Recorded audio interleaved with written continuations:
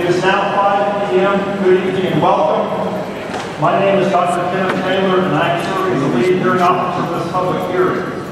I am joined by my English Commission members Amy Pickle and James Womack, who will also be serving as hearing officers for this public hearing. The following introductions, I would like to ask each group to raise their hand. We have several mining and energy commissioners with us here tonight. Will they raise their hand? Local government officials present, please raise their hands. Members of the state legislature, please raise their hand. And the dean or staff is present. The purpose of this hearing is to receive written and oral public comments on the proposed rules for the oil and gas exploration development.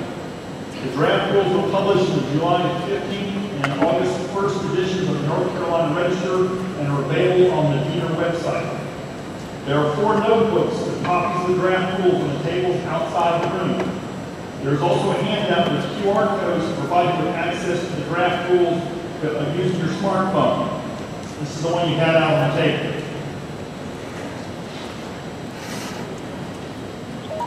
This hearing will be conducted in the following manner. Public comments, statements, data, and other information may be submitted in writing prior to or during the hearing, or may be presented during the hearing. Persons desiring to speak should have indicated so on the registration form before entering the room. If you wish to speak and did not indicate when you registered, please return to the registration table and alert the staff here that you wish to sign up to speak. Oral presentation will be limited to 3 minutes. Cross-examination of persons presenting testimony will not be allowed. The hearing officers cannot answer questions posed by the speakers. The hearing officers will prepare a hearing officer report that will include responses to each comment and will be posted on the DENR website at a later date. Some housekeeping issues. Everyone must be seated during the hearing. Due to fire constraints, the back of the room is not a designated standing area. If you have a sign and wish to hold it up, please sit in the back in the seating area to avoid blocking other people's views. In event of emergency, the marked exit doors on the left and right at the back, as well as the main door you came through, would be used if we have to do an evacuation. This hearing will last until 9 p.m. tonight. We want to have as many speakers as possible to present in the time permitted. This will require everyone's cooperation in limiting remarks to 3 minutes or less. If you do not get an opportunity to speak, please submit your comments online or by mail at the addresses provided on the handout. I will now proceed down the list of speakers in order in which they have signed up. When I call your name, please step forward to the podium and state your name. I will call the names of 2 or more speakers at once because we're using 2 microphones and will alternate between them in order to provide the maximum time for comments. There's a timekeeper in the front who will display the time remaining in the comments. When your 3 minutes of time is expired, please finish the sentence you're on and leave the microphone. We have a fixed time limit for speakers, therefore the number of people who will have a chance to speak will depend upon everyone's cooperation with these time limits. Our first speaker is Mayor Nick Breedlove. After him will be Timothy Sadler, Dee Morrow, and Roose.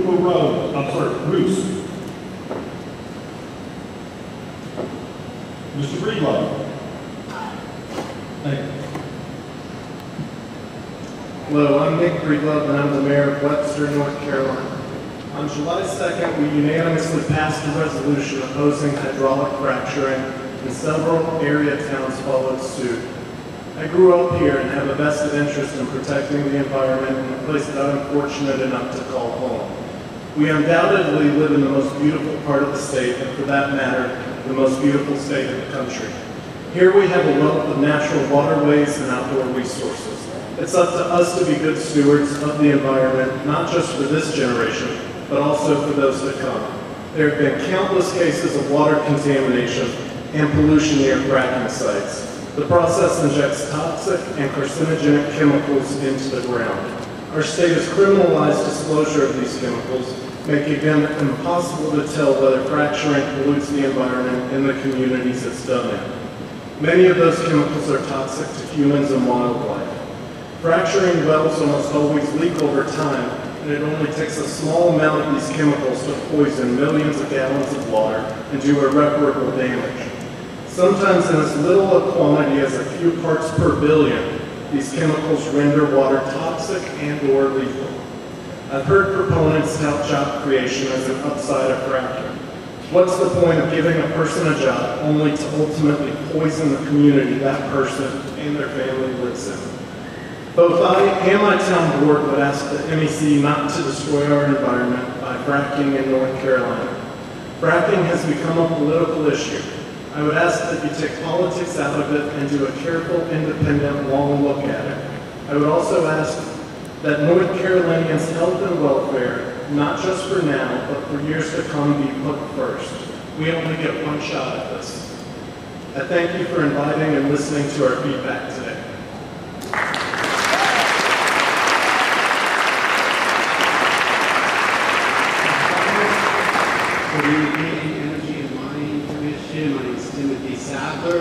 And I have here to submit a annual report from Chesapeake Energy Corporation. This is not for public consumption. This is only issued to stakeholders. And it reads, natural gas and oil drilling and producing operations can be hazardous and may expose us to liabilities, including environmental liabilities. Natural gas and oil operations are subject to many risks, including well blowouts, cratering and explosions, pipe failures, fires, formations and abnormal pressures, uncontrollable flows of natural gas, oil, brine, or well fluids, and other environmental hazards and risks. Our drilling operations involve risks from high pressures from mechanical difficulties such as stuck pipes, collapsed casings, and separated cables. Some of these risks and hazards could materially and adversely affect our revenues and expenses by reducing or shutting in production from wells or otherwise negatively impacting the projected economic performance of our prospects. If any of these risks occur, we should sustain substantial losses as a result of injury or loss of life, severe damage to or destruction of property, natural resources or equipment, pollution or other environmental damage, cleanup responsibilities, regulatory investigations, and administrative, civil, and criminal penalties, and injunctions resulting in limitation or suspension of operations. There is inherent risk of incurring significant environmental costs and liabilities in our operations due to our generation of handling and disposal of materials, including wastes and petroleum hydrocarbons. We may incur joint and several strict liabilities under applicable U.S. federal and state environmental laws in connection with the release of petroleum hydrocarbons and other hazardous substances under or from our leased or owned properties, some of which have been used for natural gas and oil exploration and production activities for a number of years, and on and on and on. This is not right for our state. This is not the kind of jobs we want to see here in North Carolina.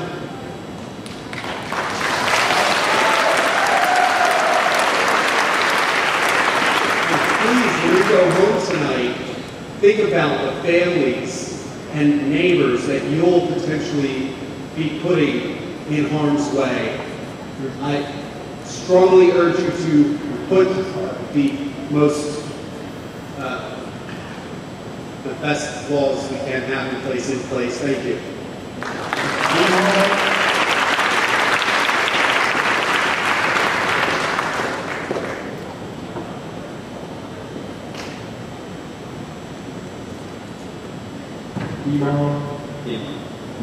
First, I'd like to thank you for letting me speak. I'm not a scientist, I'm not a politician. At present, for the last 4 years, I've lived in trust. Between 2000 and 2004, I was at Fleet Mutual Foundation project director and lead editor. I was involved in study of underwater contamination in Japan. I was one of the divers that did the sampling. The scientists there told me that once the water pollution was in place, it would take up to 200 years to get it out of the system. In North Carolina, what makes our whole system work is the water. Water and roads are tourism, our jobs, all time of that. When we look at this, we've got to look at the effect on the water system that flow for miles and miles. You may back off 800 feet from the stream, but you may hit the water that's flowing underground that then will come out of the stream. I don't see how safely you can do this up in these mountains. The other issue is truck driving. Everything that comes in here to these wells, everything that's hauled out will be down roads that are not built for trucks up in these the semis. You're going to be running tanks in and out. Most of the roads have creeks running next to them, reservoirs running next to them. You will have accidents. That's an absolute fact. These trucks will have accidents. People will be killed. They will destroy the roads. If you go to North Carolina, and I drove through North Carolina, you will see the damage done to the roads there. And these companies, they promised to fix those roads, and they did not fix those roads. The people that lived in those counties paid the cost for that damage. Our tourism will drive it. People will not come up here. They will not take their families up these roads with these semis. The motorcycle company groups will not ride up here. You can potentially completely destroy the tourism in these mountains up here. I strongly urge the state to reconsider any fracking in the mountains of these areas. I'm not for fracking anywhere, but I do not believe if they are done, I believe that there should be a one-year moratorium on fracking in the North Carolina mountains, and that the full disclosure of all the information, scientific, everything that's happened in the United States should be looked at over that year. And at the end of that year, since it is our livelihoods and it's our families, that we should have a vote on this that should be put before the people to have a vote. Thank you for your time.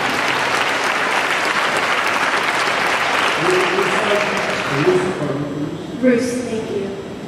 Thank you, Commissioners. I stand before you as a mother, a land owner, and a businesswoman. I'm from Madison County. My family and I own a private retreat center called Stillhouse Scholar. We based our business model off of the ability to provide clean and fresh water to our guests who come and swim in our ponds that are spring-fed and drink from our water that's well-fed. I'm deeply concerned about the impact of these chemicals, not only for our water supply, but also as regards being a businesswoman and the liability that that can have on me and my family.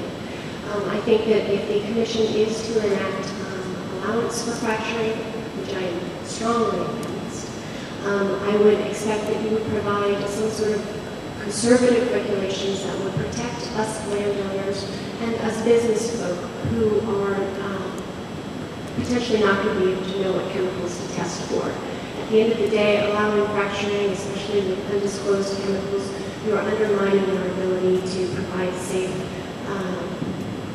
lodging and whatnot for our guests, and that's a big concern to me. Additionally, I believe the idea of messing with something as precious as water is completely unethical, and I would like the state to really focus its attention on what is our most precious resource here, our most valuable resource, and that is water. Finally, I'd like to redirect the Commission's focus to what the NCDENR's goal is, and that is collaborative stewardship among the citizens, government regulators, business community to maintain and enhance North Carolina's environment and natural resources for the benefit and enjoyment of everyone living in or visiting our great state. Allowing such a dangerous industry as fracturing to come into our state is undermining that goal. Thank you.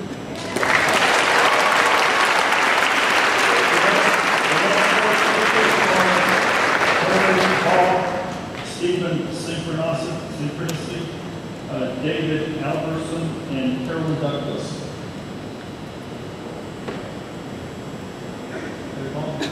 Yes, sir. Thank you. I'm Harry Vaughn. I'm privileged to be the mayor of Hayesville, North Carolina. Acting Commission for being here and listening to us. I spoke to a group outside earlier about Hayesville being one of the most beautiful places around. But Hayesville shares that also with Colby and Silva and all of our western North Carolina cities. We are blessed to have so many natural resources, as people are already speaking about the clean water and clean air that we have, and that we are very concerned about protecting. Almost everyone in Clay County gets their water from wells. So this has become a major concern based on the information that we're hearing from other states that have hydraulic fracturing now. And we would like to see the environmental rules tightened as much as possible. As I understand it, currently the drilling companies are responsible for something like a half a mile around their drilling site. That should be at least 2 miles or 3 miles.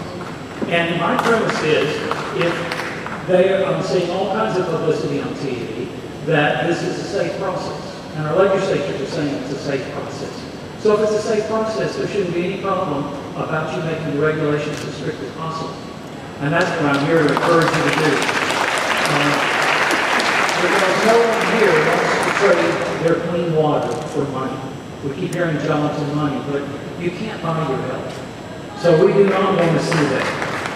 We're hearing all kinds of concerning reports from other states. I just read one this morning from Colorado, done by the University of Colorado, that focused on birth. And it showed that within a 10-mile radius of a fracking site, there was a 30% increase in birth defects. That's a concern. So I really want to encourage you to become a leader in the nation and let North Carolina have the tightest environmental regulations in the U.S. The last thing I'd like to ask for is to include some requirement, if it is possible, on these drilling companies to put up some type of surety bond that's going to last beyond their being here. Lots of these are formed as LLC companies, and when they're through drilling, they close up shop and leave town. 2 or 3 years later, if there's a contamination, there's nobody responsible because they folded tent. So please, they should have some responsibility that goes forward into the future of some type of surety bond to protect us. Thank you for your time.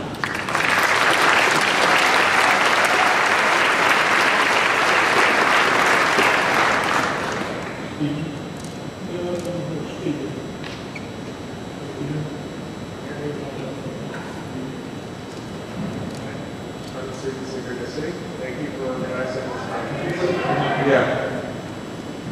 Sorry. Thank you for organizing this conference for North Carolinians to have a conversation about this topic of concern. The EPA study of fracking in the 2012 Progress Report Scenario Evaluation section, the research questions focus solely on the likelihood of water contamination with regard to the chemicals used in the process. However, hydraulic fracking affects an entire ecosystem in which multiple interactions occur. The following questions are of concern. How is the oil functioning in the ecosystem within the ground that will be sacrificed after the surface is fractured and the oil removed? What happens to the bedrock structural integrity after hydrofracking shatters a section, sending a shockwave through the once stable rock system? Will the area be prone to sinkholes? What about methane gas eruptions into underground water aquifers, into topsoil, or into the air from other parts of the oil sump that aren't currently being fracked, as its pressure system is rapidly increased and destabilized as water is forced into the system? What happens to soil mineral density when there's nothing but empty space in the Earth's crust below? Do oil deposits serve as mineral dispersion conduits, keeping the mineral concentrations in the topsoil healthy via passive absorption? What happens to adjacent water aquifers and the earthen barriers that separate the water from oil supplies as concussion shock waves are sent deep into the surrounding bedrock from fracking with high-powered water injection? What happens when chemical-infused water is removed from the site? Is it taken to be stored? If so, where is it stored? Is each chemical extracted and stored safely? Are those chemicals able to be converted into usable constituents, or will they sit in toxic waste containers Is the water retested for its purity after treatment before being put back into the drinking supply? If so, what vital minerals that resided naturally in the water before it was used for fracking may be lost? Will the water lose electrolytes and minerals, making it unfit to conduct electricity in the body and brain when consumed?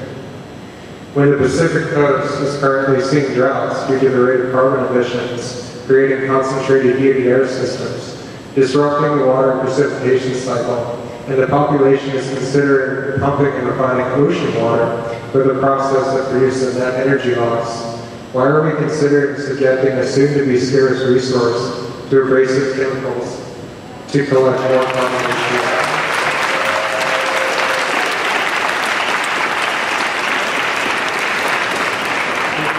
Yes. David Allison, I'm a native of Murphy, North Carolina, in Cherokee County. I was born and reared there. Every day of schooling I had out of Cherokee County Public Schools. Regarding this situation, we've had in our county an incident of groundwater pollution from an industrial site, which to me is about the same caliber as what we're dealing here tonight. On a regional situation, folks have been following the CPS outfit in Buncombe County, which has gotten not only where they can't drink the water, it has poisoned the air. They've had to leave their home.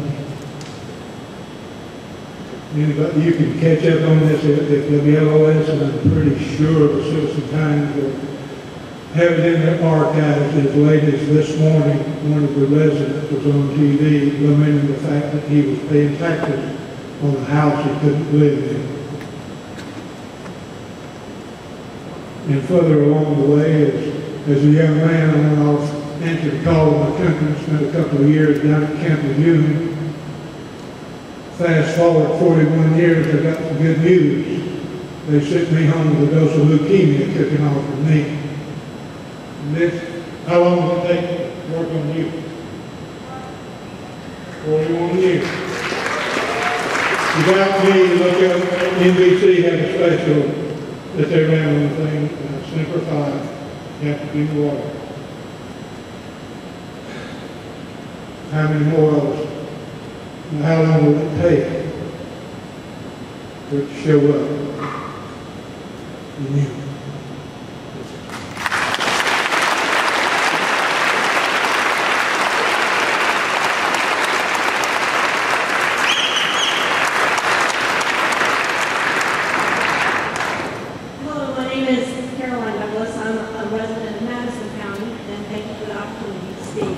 Educational background is in biology and chemistry, and I have a master's in environmental science and policy from downtown.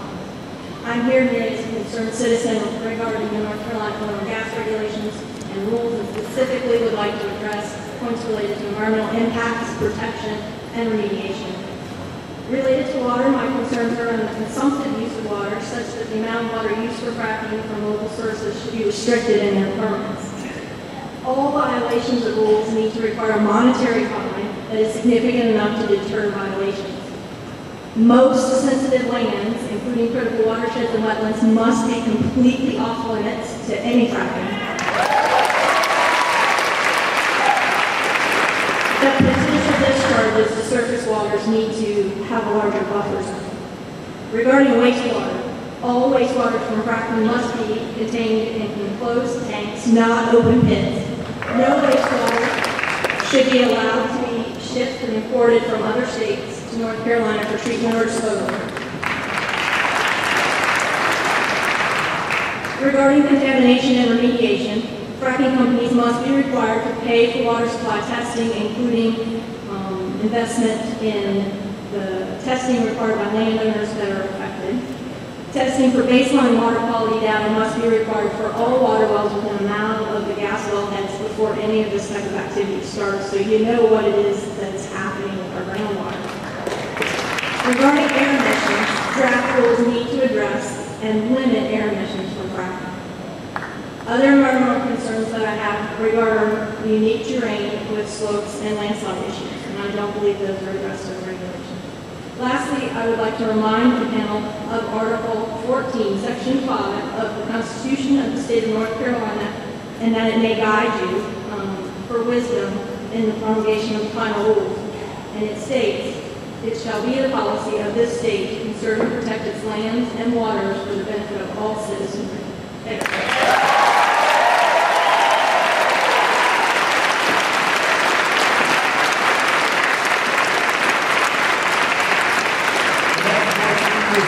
Louise Heath, Valerie Blanchett, Susan Fox, and Betty Ashton. Louise Heath.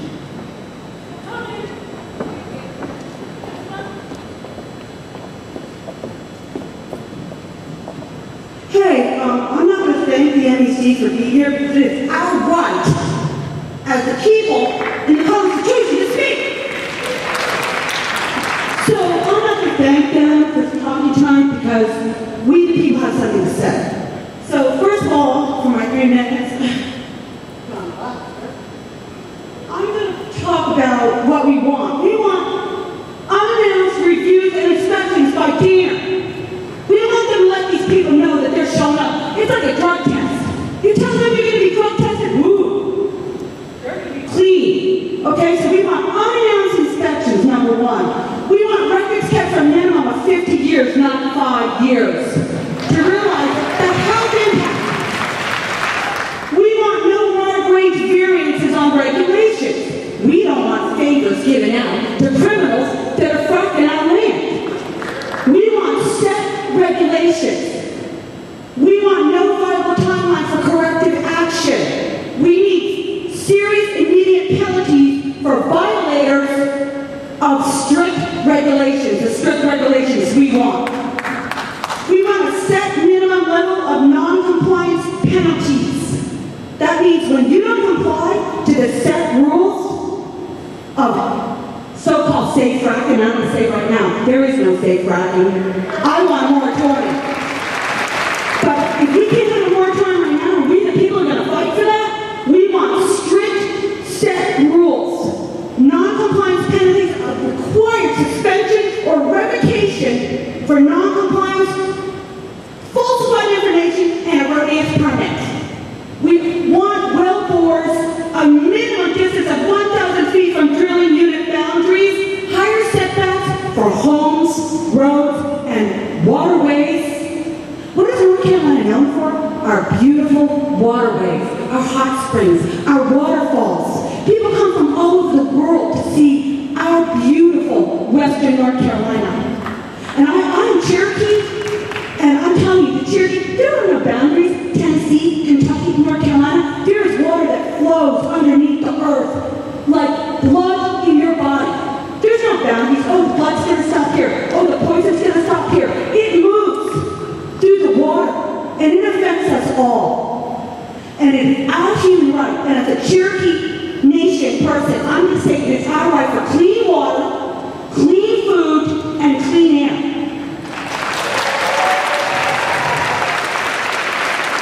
If we don't have those things, everything else is peripheral. Jobs, there are no jobs on a dead planet.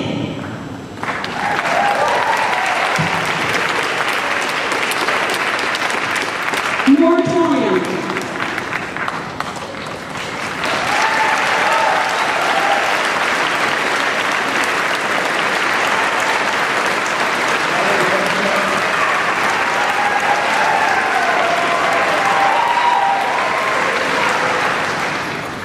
I'm Valerie Blanchett. Thank you for hearing me speak. I'm here to comment because I've been directly impacted by North Carolina DENR's and EPA's failure to uphold its mission and protect my rights to clean water. By allowing a major polluter to make the Pigeon River unfit for swimming, fishing, or recreation. I live less than 2 miles from this river and have to be reminded of the stench of the pollution and ruined beauty every day. I want to help you, dear MEC representatives, in your mission as stated on your website, to create an oil and gas program designed to protect people's health, safety, property, and the environment, as well as economic development opportunities. I'm also pro-environment and pro-business. The current draft rules will allow you to fail to meet your mission in several ways. I want to speak on one subject very familiar to my profession as a certified Six Sigma and quality analyst, which is on the subject of baseline measurement. Your rules would prevent the accurate measurement of cause and effect of hydraulic fracking, place the burden on the landowner of policing a potential polluter, and disallow any legal recourse to the citizens of North Carolina if water quality is impacted by the cause of hydraulic fracking. Because horizontal drilling can extend up to 2 miles from the vertical well, water wells along its path should be tested by independent third-party sources prior to fracking within 1 mile of the gas wellhead. That's what you promised in your first draft, but that's not true. Now it's only 2,640 feet, which is half a mile. According to the EPA, just as groundwater generally moves slowly, so do contaminants in the groundwater. The current rules do not protect us from slow-moving groundwater contaminants. In the current rules, after production has commenced, if the first set of production has shown no elevated levels, only a small subset of those parameters may be carried out for subsequent tests. You're basically saying after 6 months, if there's no elevated levels, then they can stop testing on the full parameters. That definitely won't prevent slow-moving contaminants. After production has stopped, the testing of these wells at the cost of the permanent operator should continue not only of the current rule of 30 calendar days after completed production of the activities at the well site. That is ludicrous. Groundwater within 1 mile shall be tested annually for 6 to 10 years after production at the cost of the permanent operator. Thank you.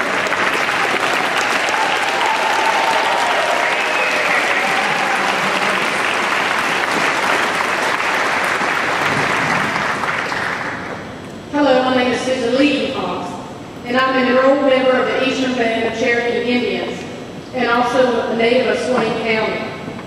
And while I fully realize that this hearing is to address the draft rules that have been written by the state, my concern is not only for the woefully inadequate rules that have already been compiled, but also for the many rules that have been left unwritten.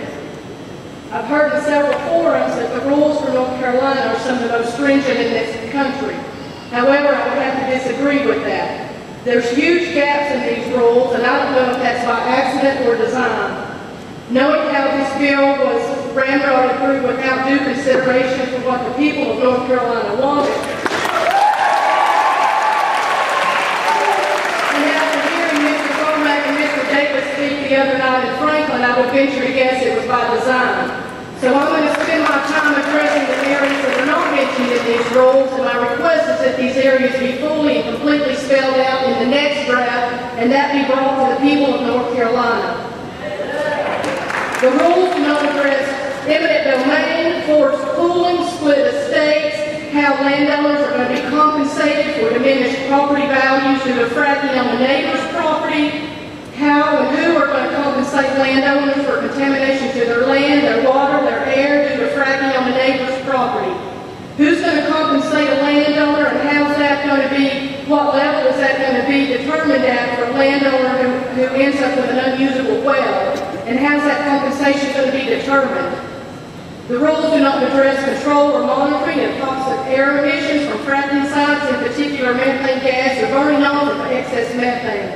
There's no rules that address how or who or when the burning off of methane of excess gas will happen or how the monitoring will occur. Who's going to do this? We know that in North Dakota this is occurring at a rate of 100 million cubic feet per day. And if that's the case, and if gas is the end goal, then why are we burning off the excess? One of the things I have that I also want to mention is that there's no mention in the rules about boundary lines, who's going to determine those boundary lines for property owners, how that's going to be determined, who's paying for the surveys, if those boundary lines end up being encroached on tribal land, the tribe has already passed a resolution banning fracking, how's that going to be determined, who's going to determine that? I also want to like the young lady that mentioned before, Article 14 of the North Carolina Constitution. It shall be the policy of this state to conserve and protect its lands and waters for the benefit of all its citizenry, to control and limit the pollution of our air and water, and to control excessive noise and every other appropriate way preserved as a part of our common heritage to state its forests, wetlands, beaches, etc. Thank you very much.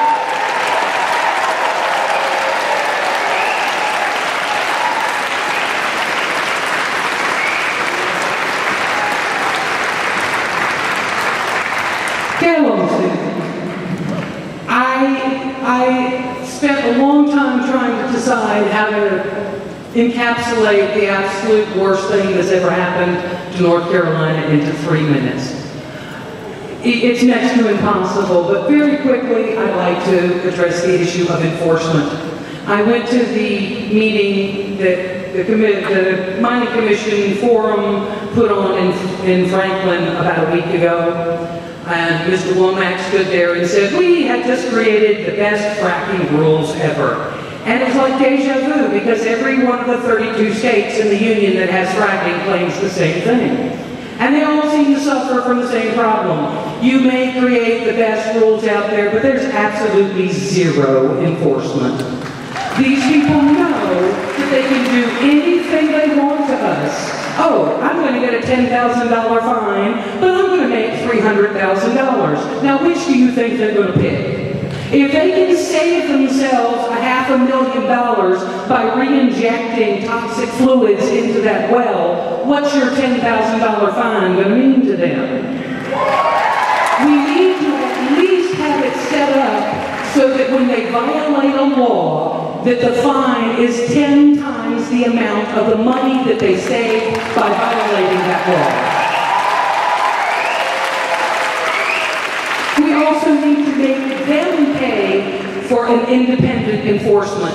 They need to kick some taxes in so our energy people can go to these sites and inspect them, like someone else says, at random. None of these working people in here get told if they're going to be inspected. The inspector just shows up. When I owned a pool at my campground, I never had any warning that an inspector was coming to check and see if the chemical levels were right. Why should they have any type of warning themselves? We need a special body, if we're going to have fracking, which is, again, the worst thing that's ever happened to us, but even if we're going to have it, we need to have it set up so that they cannot violate all these rules that y'all are putting into place without paying at least 10 times what they saved by violating them. Whichever the rule is, whether it be injecting into the wells, whether it be poisoning my well, and not just, oh my goodness, now I can light my tap water on fire, they're going to bring me little good neighbor jugs of jars. They need to actually pay the full value of the property that they contaminated. It's fair market value for every single piece of property, because your property value is gone. Up here, if your well is gone, your livelihood is gone, your home is gone. So it needs to be in those rules that they contaminate someone's property, they have to pay the fair market value of that property.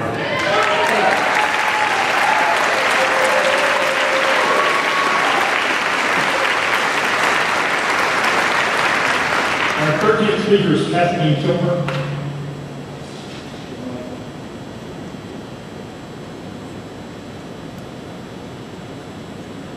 My name is Kathleen Kilmer. I'm from Cherokee County. My first comment regards Section 1502, well site construction standards. The proposed rules outline the details for well pad containment system during all phases of drilling operations to prevent spills of any substance, including hydraulic fracturing additives and flow pipe fluids from escaping the area. My concern is especially with subsection G, number 5, which states the permittee, in other words, the gas company, shall inspect all containment systems with sufficient regularity to ensure integrity is maintained. Containment systems shall be maintained in such manner to prevent an impact to public health, welfare, and the environment. Containment system inspection and maintenance records shall be available at the well site for review by the department. Where is the oversight of this regulation?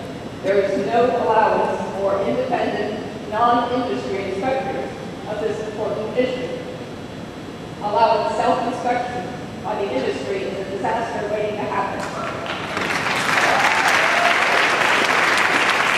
Secondly, Section 1504, pit and tank construction standards. contains specific construction details for the containment of drilling waste, including the toxic flowback fluid. The pit location, the site preparation, the liner specifications, and leak detection installation are covered in this rule. Nowhere in this section are there any provisions for the independent inspections during the different phases of construction to verify that these standards have been followed. This is a gross oversight in the regulations. Just last month in Washington County, Pennsylvania, in the Marcellus Shale, 3 different sites used for the storage of fracking wastewater were issued violations for contaminating streams and groundwater stemming from leaks in liners and improperly installed leak detection systems. This is but one example of industry policing itself. You can write the strictest rules in the country, but without on-site enforcement by independent inspectors, you have done nothing to protect the public. Violation notices and fines will not undo the damage caused by leaks and spills of toxic pollutants. I might remind the Commission that when an individual wants to build a house, every phase of that construction must be inspected and approved by a qualified inspector before the construction can continue. The magnitude of risk from leaks or spills of hydraulic fracturing fluids demands nothing less than step-by-step inspection of every phase of well site construction.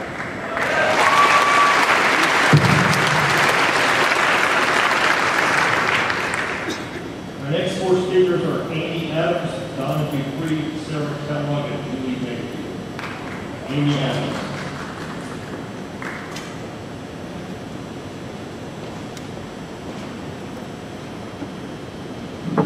Good afternoon. My name is Amy Adams. As a former government regulator, I know how important these rules are.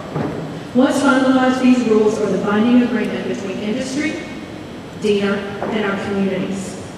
Regulators will not be able to do any more or any less than these rules specify. That's why we must get them right. We must get these rules correct, but they must be strong enough so that the regulators are empowered to actively inspect and enforce these rules. Rules without meaningful enforcement are useless. Hydraulic fracturing and natural gas pose a significant risk to our communities, our air, our water, and our health. We need the strongest rules possible to protect North Carolinians from harm. The health and the well-being of our citizens are on the line. Just yesterday, new studies were reported by Bloomberg and USA Today linking health impacts with distance from fracking wells. These reports provided us with data to support the obvious. The closer that you live to a fracking well, the more dangerous it is for you. That's why the 650-foot setback from occupied buildings is woefully insufficient to protect public health. Setback should be a minimum of 1,500 feet. In Utah's Uintah Basin, there are 17 drillers operating. The air has dangerously high levels of ozone and other toxins from oil and gas emissions, according to measurements by researchers at the University of Colorado. The lack of required air monitoring and the lack of continuous monitoring near inhabited buildings is utterly appalling. While much emphasis has been given on the water, to contamination of our water, the contamination of our air is just as serious a concern and has just as many dire health impacts. Monthly or weekly air monitors cannot detect peak exposures to air toxics. Therefore, the MHCs should require that fracking operators, especially those drilling near high occupancy buildings, conduct continuous air monitoring to protect the public health under Rule 5H-1308. I sincerely thank you for your consideration, and I hope that the final rules will be much stronger than what is proposed before us now. These citizens of North Carolina are counting on you.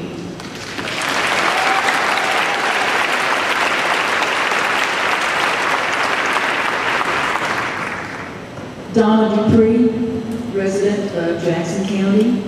I have a degree in biochemistry, and I worked as part of a research team at Baylor College of Medicine. I was also trained some 40 years ago as an EMT. First, you need to broaden your definition of fracking to encompass, per the EPA standards, acquisition of source water, well construction, well stimulation, and waste disposal. Your rules need to stipulate that they regulate both the exploration and production. When chemicals are mixed together, reactions occur, and new compounds are formed that can have quite different properties than the original separate compounds. The oil and gas industry will be mixing hundreds of chemicals together. Some will act as a catalyst to cause chemical reactions, and the earth itself, with its heat, can cause physical reactions within the compounds. Without disclosure, how are we to know what toxic blend of compounds is being made?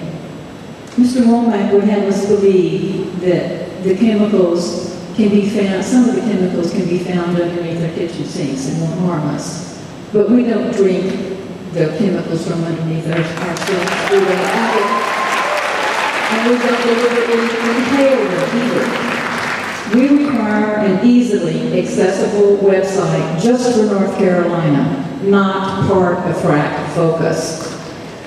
This must be provided, and the permittees must be required, not just requested, but required to give a list of the general fracking chemicals with chemical abstract numbers, and a specific list once the well has started to be drilled and stimulated that will give us the actual chemicals being used.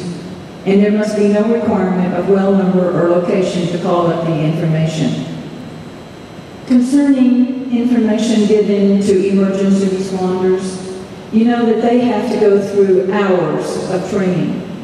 They need to have a full disclosure of all products, all chemicals, before an accident or disaster happens. They need to have complete disclosure of all chemicals, their abstract numbers, and their concentrations 6 months before these chemicals are transported to the well, so they can properly be trained and know what they have to use when they arrive at an accident. And I call on us to be able to vote against fracking.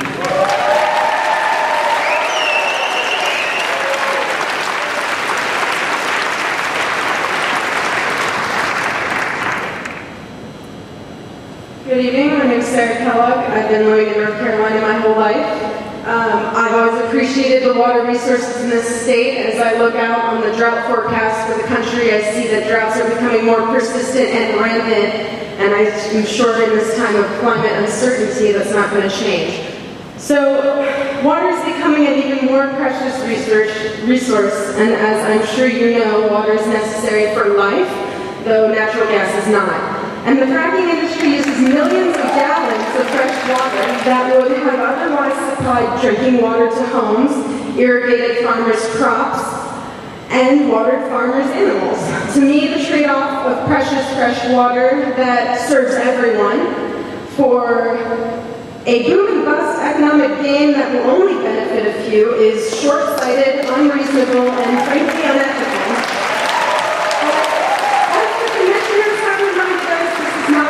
To oppose fracking, which I of course do, but merely to comment on the rules, which I have personally heard all three of you say would be the strongest in the nation, though they clearly are not. Even if they were, I don't think they'd be adequate. So I urge the Commission to strengthen the rules to better protect North Carolina's water resources. In Lee County, where there's strong intentions to frack, shale deposits are shallower and closer to groundwater sources than other states in the country. A recent study, which was partly conducted by Duke University, shows that groundwater contamination has already occurred in other states due to fracking well casings failing. The fracking industry itself reports that between 5 to 10% of brand new wells will leak. It seems that in application, there is no way to avoid groundwater contamination from fracking operations. Given this unfortunate reality, I urge the Commission to increase the minimum setback distance from both private and public wells to at least 2,000 feet.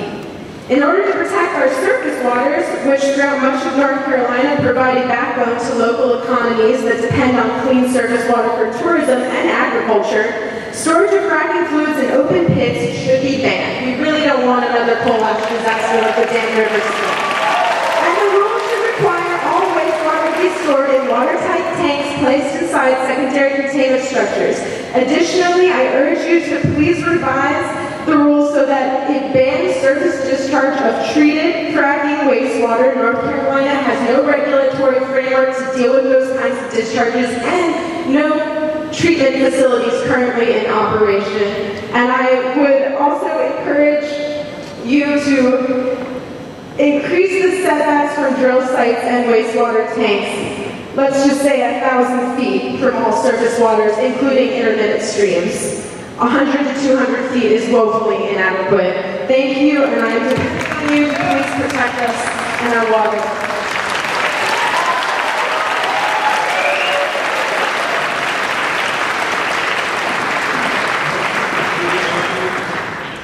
Good evening. My name is Julie Mayfield. I am co-director at the Western North Carolina Alliance. We are the region's oldest environmental advocacy group.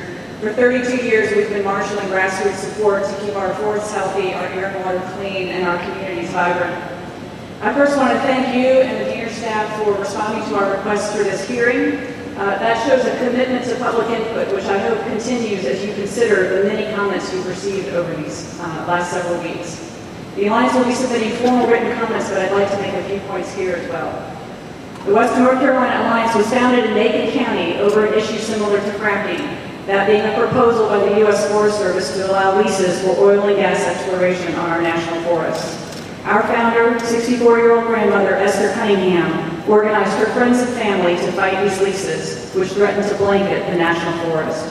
For them, the forest was shared land, used by many people for many things: hunting, fishing, hiking, foraging, wood products, and the idea of locking it up for a single-use oil and gas exploration was simply unacceptable.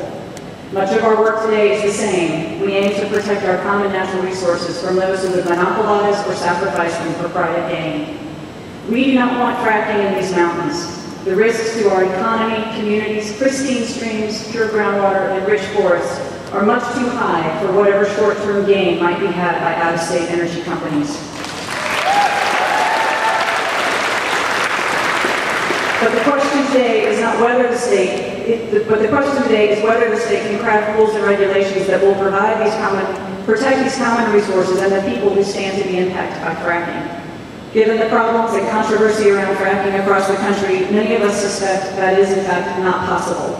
But if the state is going to try, it should take the very best from other states and craft the strongest rules possible. These draft rules do not yet represent the very best. We should, for instance, increase the distances between wellheads and buildings, drinking water wells, and rivers, lakes, and streams, require baseline and regular groundwater monitoring and testing in a larger area and for longer after drilling is complete, and make that testing fully the responsibility of the driller, not the landowner. Ban the storage of wastewater in open pits, and require groundwater monitoring around fracking sites. Here in the mountains, prohibit fracking operations on or anywhere near areas that have experienced or are prone to landslides. Create specific, strong penalties and allow immediate stop work orders for violations so there is a high level of deterrence for bad behavior. Require a spill prevention and response plan as part of every permit application, and allow variances to the rules only when equal environmental and public health protections are ensured. As one of the first groups to hold Duke Energy's feet to the fire on coal ash, the Alliance knows something about decisions made in favor of cheap energy that leads to massive environmental and public health problems down the road. Let's not make that mistake again. Let's not, one sentence. Let's not leave it to a future legislator to fix the mess made by fracking as our legislature just tried to do with coal ash. Instead, let's get it right now.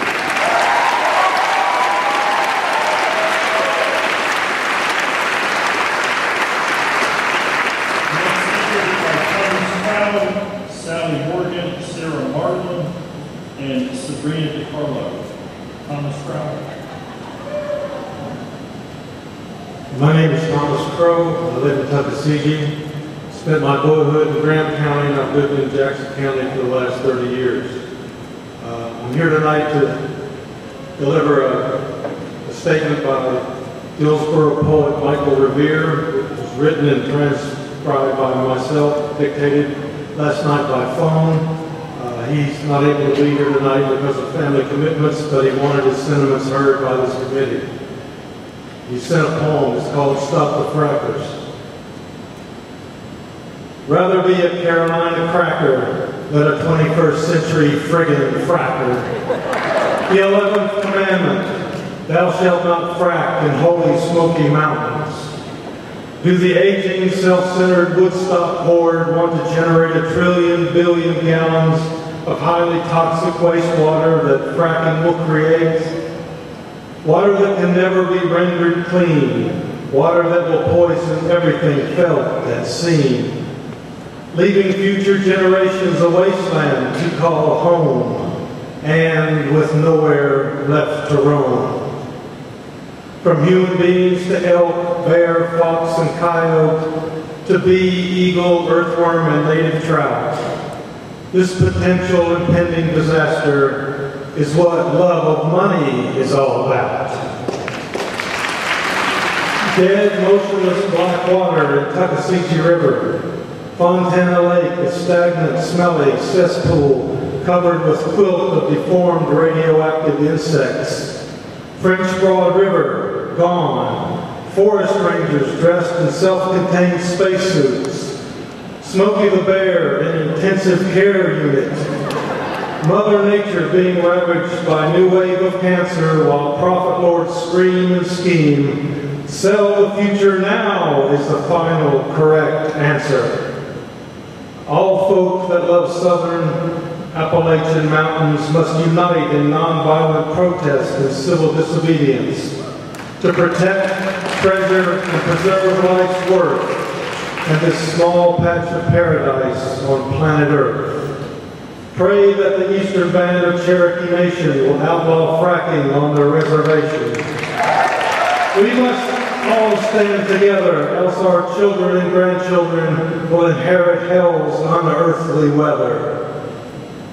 Then come the earthquakes.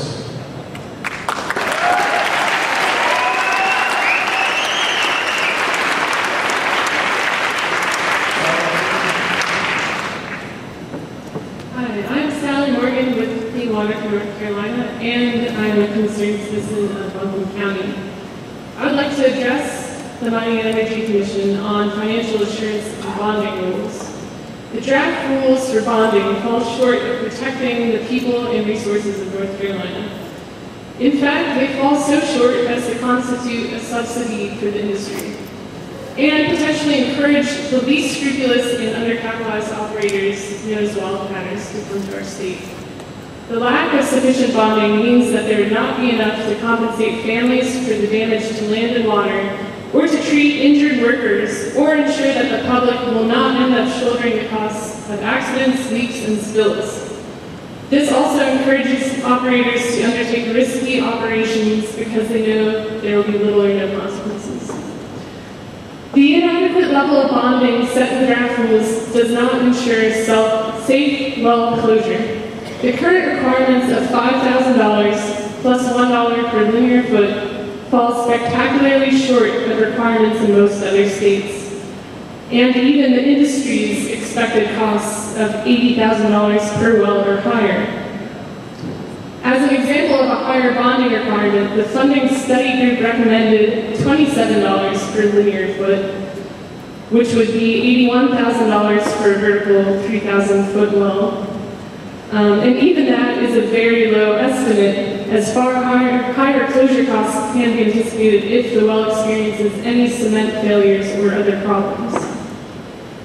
Bonds are supposed to provide a guarantee to landowners, to local governments, and to the public, but the draft rules allow for wide-ranging financial instruments, such as letters of standby credit or assignments from savings accounts, which simply do not assure the state that sufficient resources will be there in the case of an accident or damage. We want to see at least 50% of the total bond amounts required as cash deposit and any remainder as a surety bond. We want to see a long-term bonding requirement for dealing with legacy contamination, and it is not sufficient to just have a general remediation fund. We want to have additional bonding requirements to deal with any accident or injury to workers or neighbors, or to the public, and with the recent gas well explosions in Greene County, Pennsylvania that killed one worker, injured another, and the July fire at an Ohio fracking well that required evacuations of nearby residents, we can all see why this is necessary. To summarize, we need higher bonding requirements to ensure that the industry cleans up its own mess and that the costs are not left to the public. Thank you.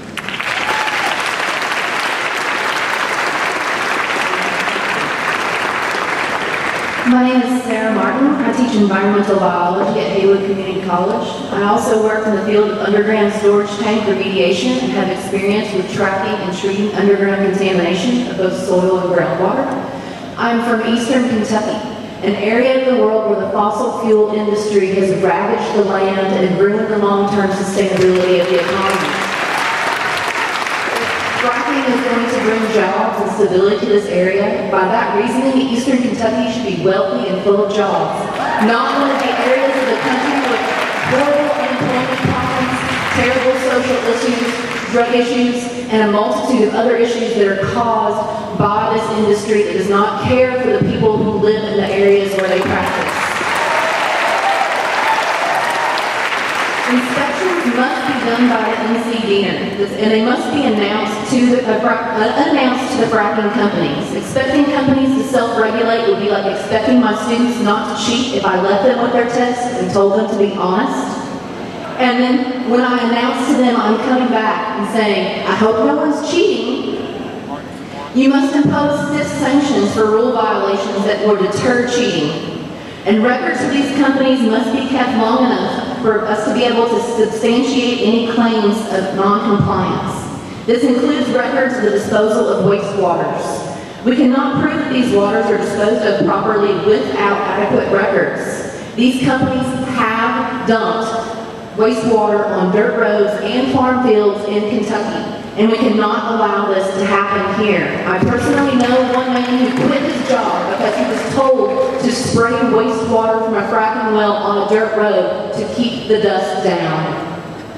There must be both pre- and post-testing of water wells near the fracking sites to ensure that groundwater contamination is not occurring, and chemical disclosure must be given about these chemicals. Testing of water wells should be done for at least 10 years. Contaminants move slowly through the ground. I have tracked the plumes myself and see how movement of decades-old chemicals moves towards precious water resources. 30 days is not enough time. The proposed setback distance for these fracking wells from homes and drinking water wells are not adequate. The University of Colorado School of Public Health has documented chemicals that cause respiratory and neurological damage up to 1,500 feet from a fracking well path. So why has North Carolina only proposed a setback of 650 feet from our homes?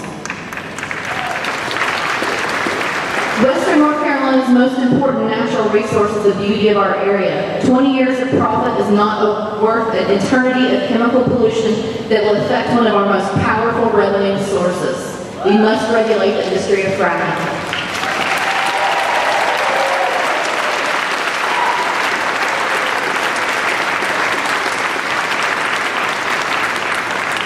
Sabrina DiCarlo. After Sabrina DiCarlo, Jane Lapping, then Samantha Kirkland, Ronald Hart, and Jim McKinney. Today I'd like to address the egregious omissions of the safety rules, such as the failure to address air emission safety regulations. Besides water contamination, toxic air emissions are the next largest source of public health concern. If the MEC is not responsible for creating these rules, then who is, and will these rules be made available for public comment? The rules proposed by the MEC are similar to safety standards in other states such as West Virginia, Wyoming, Pennsylvania, and New Mexico.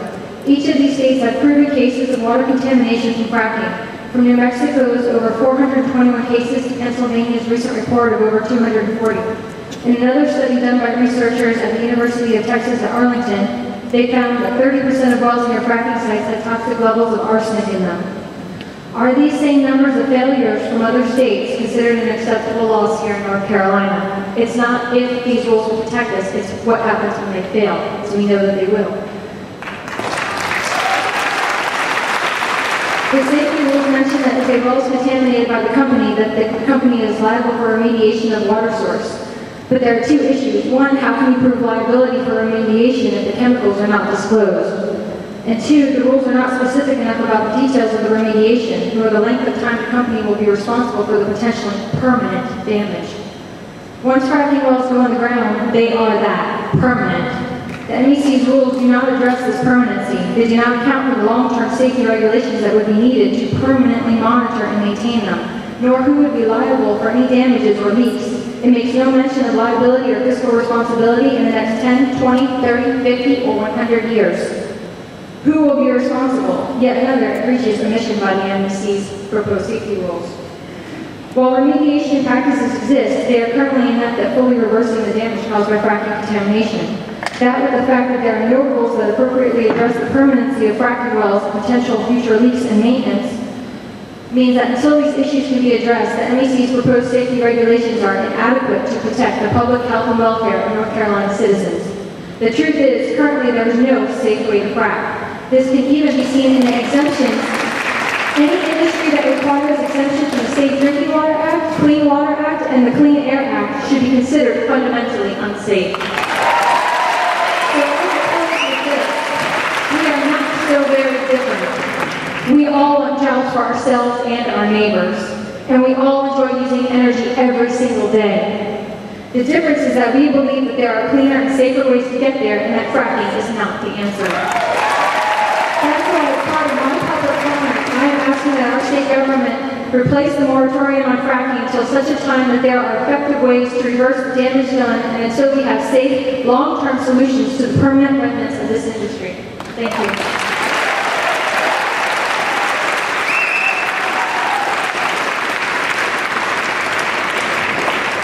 Speaker number 22, Jane Lapping.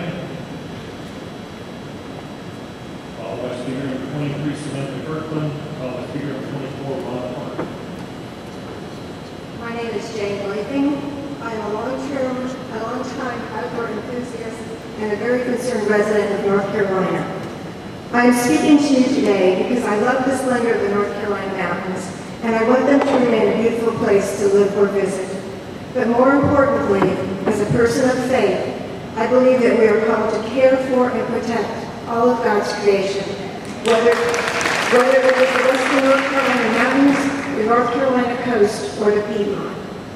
Taking extreme measures to extract limited amounts of carbon-emitting fuels does not protect the earth or its inhabitants. Fracking destroys the land and causes pollution of water supplies. Fracking increases air pollution from well leaks and heavy equipment emissions. Fracking requires new roads to be built that further destroy the land and multiply truck traffic. Fracking harms communities, disrupts residents' lives, and can cause negative health effects. Does this image look like a picture of protecting all of God's creation?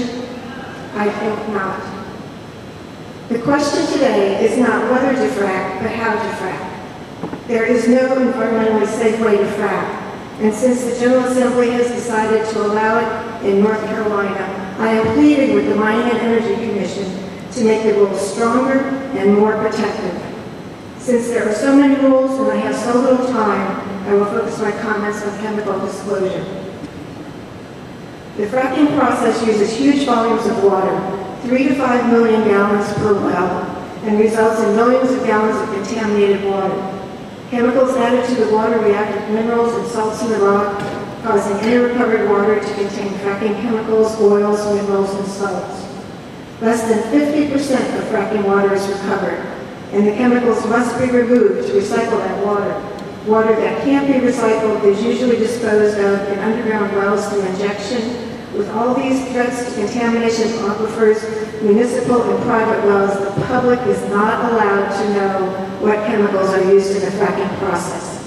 Therefore, I urge you to strengthen the fracking rules to require companies to list the chemicals in fracking fluids in a public database so residents can know about the threats to their drinking water. Enclosed tanks and not open pits, and any surface discharge of treated fracking wastewater should be banned. Groundwater monitoring should be required around those tanks and the entire operation for at least 10 years after drilling. In addition, the distance that gas wells can be located from water wells and surface water should be tripled. Because of the major threat of fracking contamination to water supplies, the fracking company should have presumptive liability for any water contamination within 5,000 feet of gas well. Since my time is up, I want to thank you in advance for being a morally responsible decision maker and strengthening the rules to protect our beautiful state, public health, and God's amazing creation.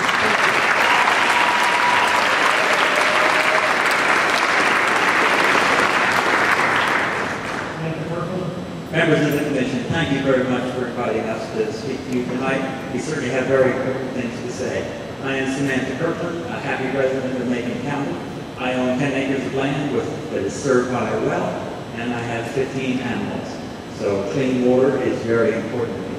I do want to applaud and thank you for your efforts thus far in saying to all of us, we are going to bring the strongest regulations to date.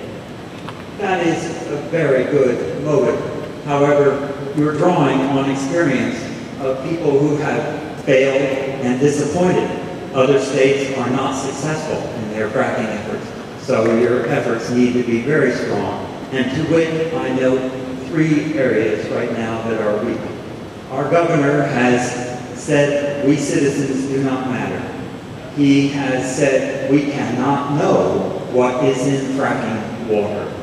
This is not only insulting to us, but unconstitutional.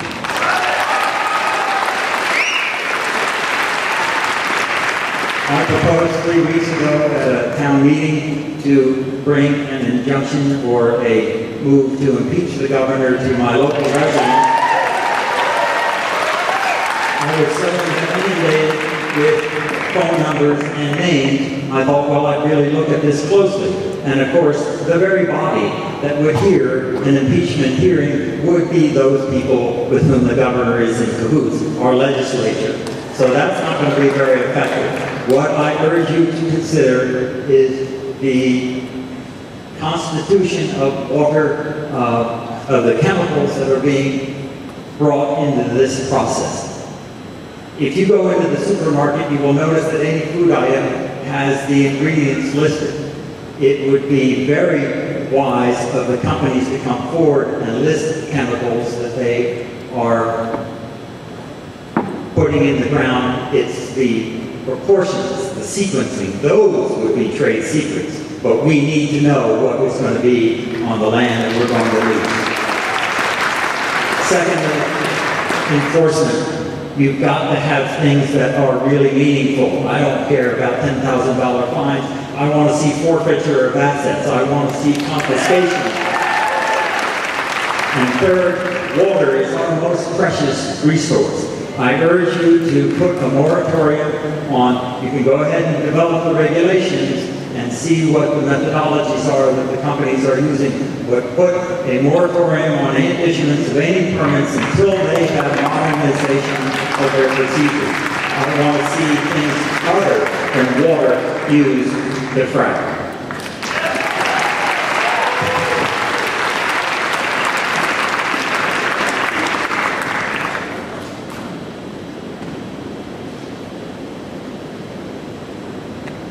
Number 24, Ronald Park.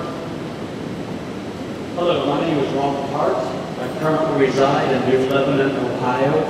I'm a past resident of Wayne County, North Carolina.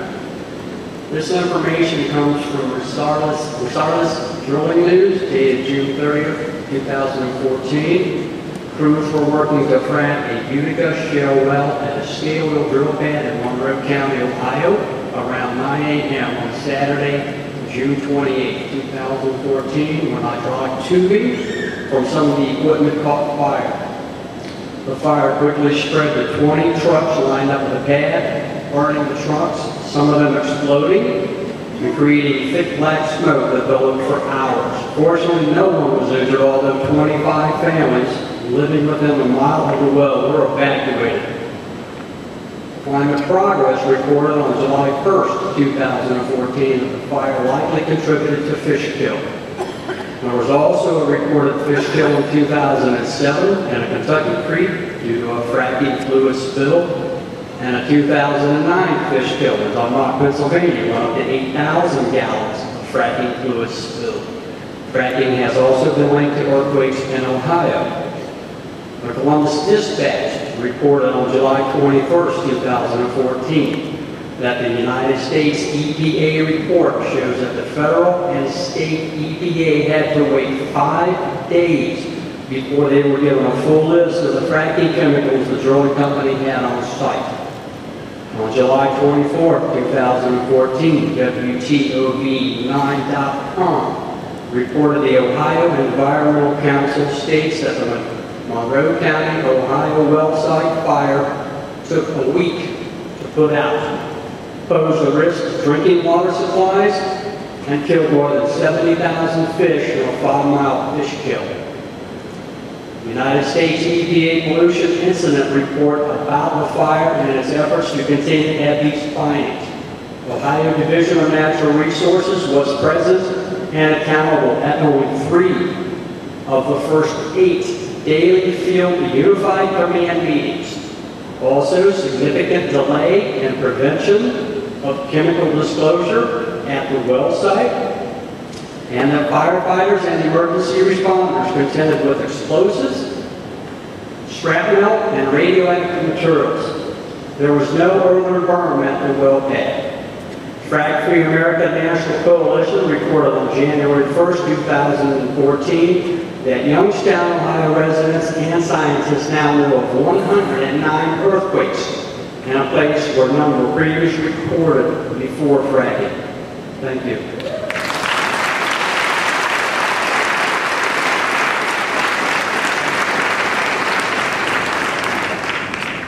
Next 4 speakers are Jim McKinn, number 25. Number 26 is James Koenig. Number 27 is Tom Hill. And number 8 is Ty Kellogg. Yes. I'm Jim McGlynn. Based on what the last speaker has said, there are lots of problems with fracking, and we are counting on you folks, members of the commission, to protect the health and the environment of the citizens of North Carolina. And it's a huge, given all of the problems that fracking entails, it's a huge job. And we appreciate that you would take it very seriously. There are lots of problems with the rules, as has been stated many times. For me, first off, the rules do not even address air pollution. Fracking operations produce many toxic air pollutants, from the open pits that store the waste to the diesel fumes from all of the trucks hauling materials. And I know you're familiar with the study from the Colorado School of Public Health that indicates that fracking may contribute to, quote, acute and chronic health problems for those living near the gas drilling sites. These include birth defects among infants and respiratory illnesses for children and adults. The results of this study have been supported by a recent study by researchers at Harvard University on the incidence of respiratory problems.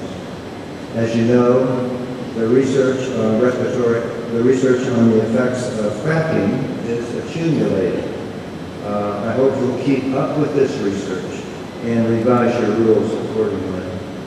Related to this, as has been mentioned, the setback distance of fracking wells of only 650 feet from occupied homes and high occupancy buildings and schools and hospitals is much too short. Based on the findings of a study by the Harvard researchers, the minimum setback distance should be at least 1 mile. Another huge problem is that the rules do not protect rivers and streams from contaminated wastewater. As you know, this wastewater can contain hundreds of toxic pollutants, and North Carolina does not have guidelines that cover many of these pollutants. And so, permits can be given to facilities to handle wastewater, and they can dump this contaminated waste into rivers and lakes. This type of wastewater facility should be banned from the disposal of fracking wastewater. I hope the commission will take very seriously the comments that you've heard today on all the problems in Water County.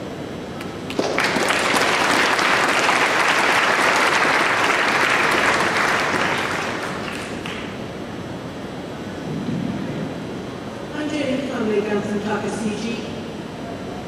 Welcome to Western North Carolina. I hope you've had the opportunity to enjoy some of the beauty of this area. Maybe you've even had time to take a hike on one of our nice grassy, woodsy trails, or to fish for trout in some of our pristine streams. Just breathe in the good oxygenated air out here and enjoy it while it's here. I'm concerned about the leniency of your draft rules with regards to inspections, variances, and enforcement. You rely too heavily on the fracking operators to police themselves, a notoriously unreliable solution as we saw not long ago in the Gulf of Mexico.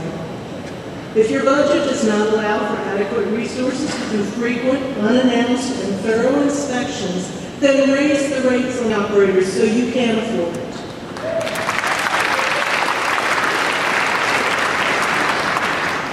Don't just give out variances anytime somebody asks for them. In fact, don't give out any variances at all.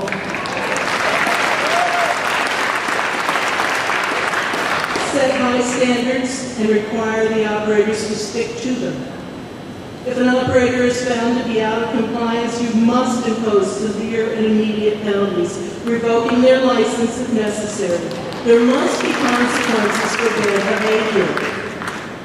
Always remember that you work for the citizens of North Carolina, not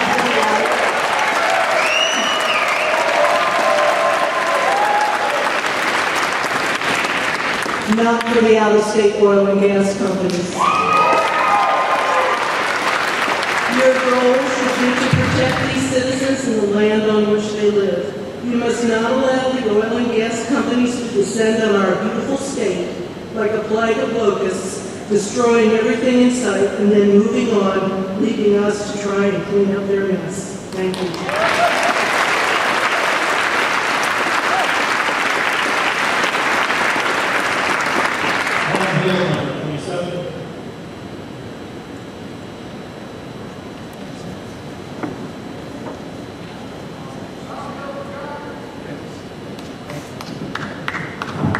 Can you hear me all right? Probably too well. I have submitted a set of written comments. My name is Tom Hill. I grew up in Henderson County. I have a doctorate degree in physics, and I oppose fracking. I'm a candidate for the U.S. District, for U.S. Congress in the 11th Congressional District. My opponent does not oppose fracking. And in fact, I want to say that this is a federal issue. It's nice to have a forum like this where we can get up and all of us can let out steam and shout and that kind of thing. But if you want to stop fracking, you're going to have to elect officials who will oppose fracking.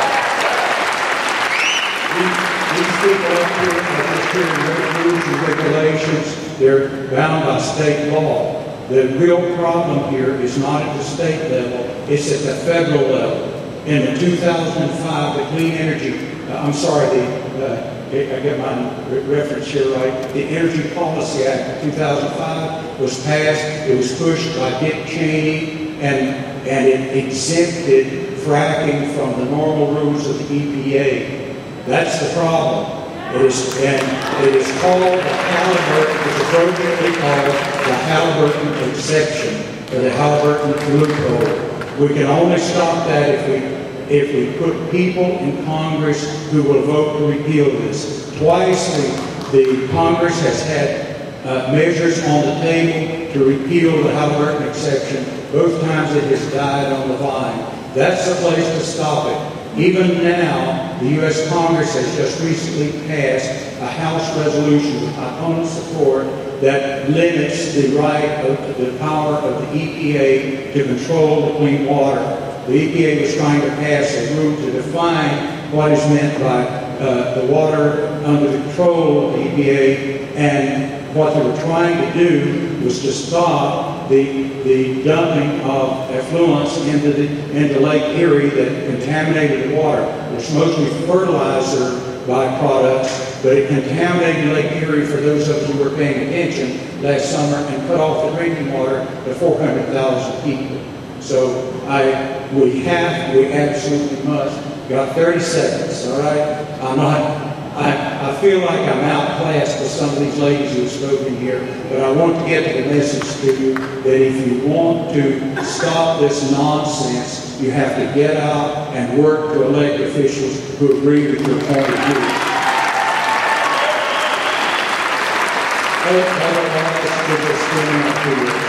This obscene bill that was passed to the House is now before the Senate. You need to get in touch with your senators and tell them not to do it. Thank you. Thank you for the opportunity.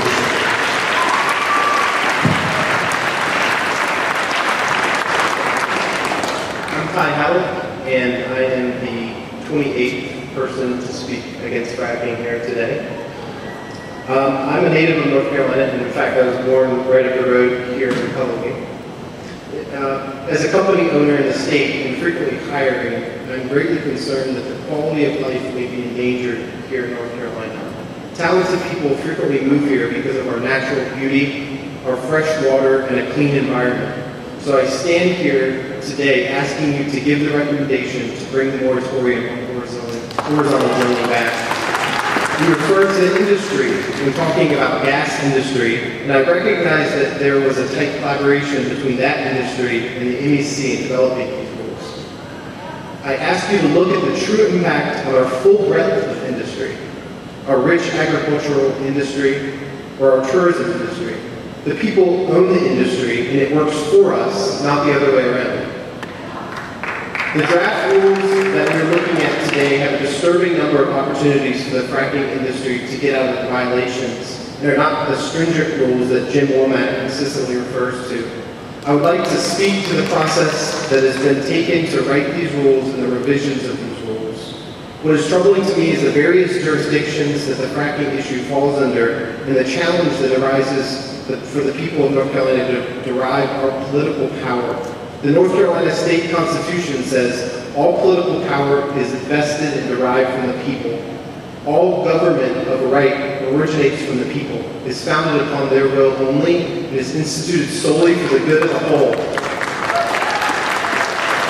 Every poll I've read, every hearing I've been to has been an overwhelming majority against fracking, yet this has been put in the front of the people this hasn't been put in the front of the people for voting. Your rules should be derived from the people. Therefore, you should make the issue accessible and allow for the people to participate in the process fully.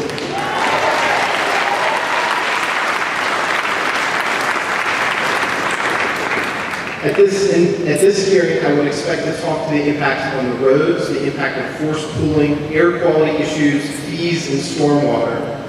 The people's rights are no joke here, Commissioners. Our state constitution also states the people of this state have the inherent, sole, and exclusive right of regulating the internal government and policies thereof.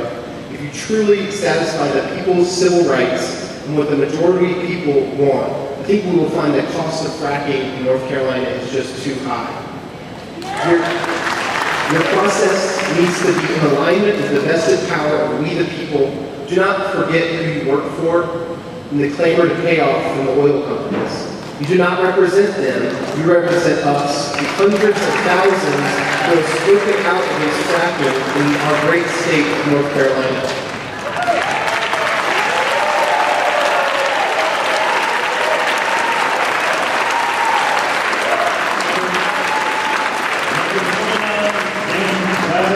Number 30, Autumn Woodward. Number 31, John Lavin. Number 32, David Wheat. We'll start with Dan Gladys, number 29. Hi, my name is Joan Walker. I've exchanged places with Dan Gladys.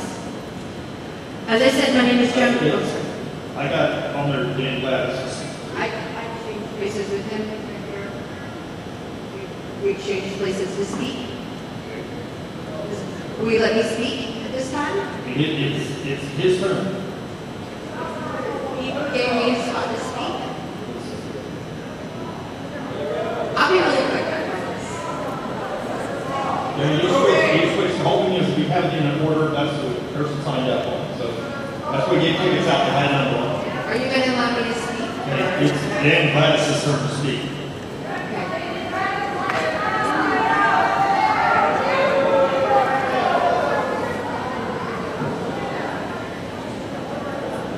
Sorry for the confusion. She had to get out of here early. I was trying to help her out. My name's Dan Gaddis. I live in Marshall, North Carolina. I was most recently the Director of Sustainability and Energy Management at a publicly traded global technology company, and am now acting as a sustainability liaison here locally. I'm an Association of Energy Engineers certified business energy professional, and I'm certified in green property management through the National Apartment Association. I also teach sustainability at universities and institutions across the South. That said, I understand the positive efforts we can all work toward in order to preserve the best of what we have here in North Carolina. I believe that we can all agree that clean water is a resource that we all enjoy and rely on every day of our lives here in North Carolina. Taking back the promise to vet out the country's most safe fracking practices, Tom Tillis and the MEC have opened the gates for very dangerous fracking practices in our state. Dangerous to our fault lines, to our air, our clean water, and our wells. I'd like to state that the close surface location of the minimal shale reserves in North Carolina and the potential for lax fracking practices is very concerning to me as a North Carolinian. I thought we were better than this. If we do not protect our water today, we will, in many areas, never have a chance to do so again. Fracking is a one-time use of resources that endangers many families, wells, our long-term economy, farms, and another industry for thousands of years to come. Please consider again developing the most stringent guidelines for fracking in North Carolina, if we have to frack at all, which we don't. Thank you.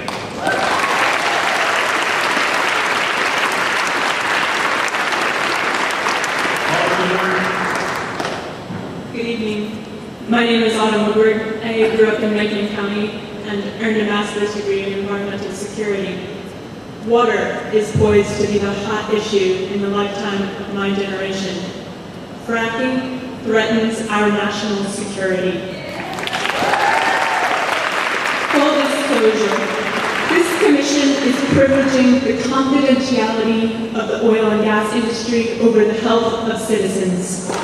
There should be full disclosure of fracking fluid mixtures before public comment and before initiating rulemaking. Trade secret is one thing. Chemicals proposed to enter the public domain of land and water should become public knowledge. We should have access to this information before we make a decision as a state to allow or to disallow fracking. Diesel fuels. BTAX compounds, benzene, toluene, ethylbenzene, and xylene are highly mobile in groundwater and pose a hazard to human health. Prohibition of diesel fuels alone is not enough. I ask this commission to write additional specific prohibitions for BTEX and any derivatives of these compounds. Please require and enforce monitoring for illegal use of BTEX compounds at hydraulic fracturing wells by testing chemical mixtures and well fluids. In an earlier draft of the chemical disclosure section, a track changes comment on the side says, use of the word hazardous, which is subsequently struck out from the remainder of the section. Removal of this term doesn't fool or protect the people, commissioners, nor does it reassure us of your good intent. Please regulate these chemicals as the hazards they are. Spills. I find it interesting that the word accident does not appear anywhere in the 174 pages submitted for public review. The section on spills, however, is grossly inadequate. Rule .2004 states, if concentrations of BTEX, TPH, or metals exceed the soil to groundwater maximum contaminant concentrations, then the department may require additional delineation upon review of the results to ensure compliance with other applicable environmental regulations for soil and water contamination. This is incredibly vague. The department may require action. What is additional delineation? Please revise this section to include meaningful actions to address BTEX contaminants. Secondly, are you really going to allow the disposal of contaminated soil in a municipal landfill. Please amend Section F to prohibit disposal of any contaminated fracking waste in municipal facilities. Trade Secret Challenge. The Trade Secret Challenge section of the rules is struck through entirely. I'd like to know why, but since you can't tell me, please put it back.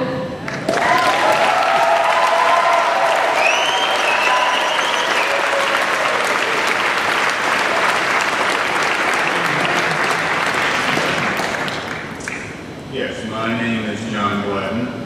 Before retiring from Franklin, I was research manager at the Savannah River National Laboratory. During my time there, I was involved in numerous issues and projects related to soil and groundwater contamination. One of the key lessons learned from that experience was that it is always cheaper and more effective to prevent contamination than to clean it up.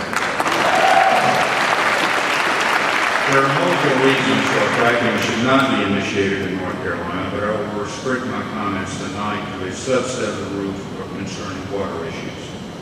Number one, the regulation should require that all flowback and produced water be recycled. This technology is available and must be used to reduce the demands on both water supply and public wastewater treatment systems where these wastes will presumably be disposed of. Rule XXX-4, water withdrawals from surface and groundwater resources for fracking should not be permitted at all during drought periods. No withdrawals below the 7Q10 flow should be allowed, nor should groundwater withdrawals be allowed when drought indicator wells fall below the 10th percentile. Rule 1504, A. 2 feet of freeboard is inadequate given the incidence of high rainfall and runoff events in this region. Nor are there any restrictions on the upslope topography that could funnel water in the direction of the basin and help without the berm. B. The specifications for liners are inadequate. There is no specification for the gap between the two layers, nor is there any specification for the fill material between the layers. There are also no specifications for the type, quality, or responsiveness of the leak protection systems. C. Section H of this rule should be completely eliminated, just deleted. This is an old and simple technology, and there's absolutely no need for variances. Rule 1601. Setback requirements for basins are inadequate, and there should be no difference in setbacks between permanent and intermittent streams. Setbacks should be increased to at least 1,000 feet in both cases, with additional berms constructed along the flow path to the stream channel. It's important at this juncture to remember exactly why we are developing these rules. The objective here is to protect the health and safety of the public, not to make it easy for or to provide subsidies to the fracking industry. Thank you very much.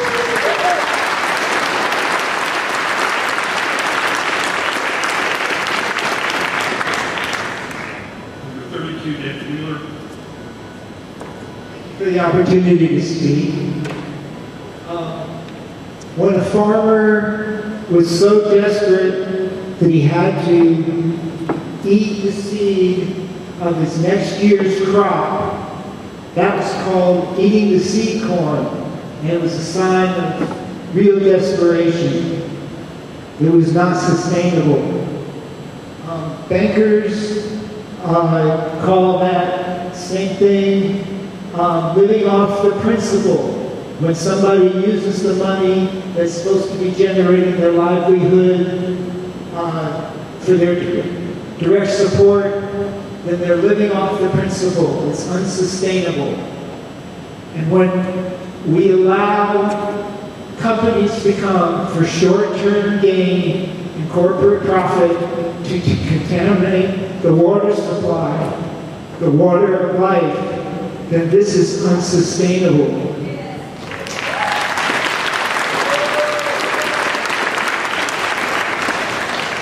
Now, how did this come to happen? How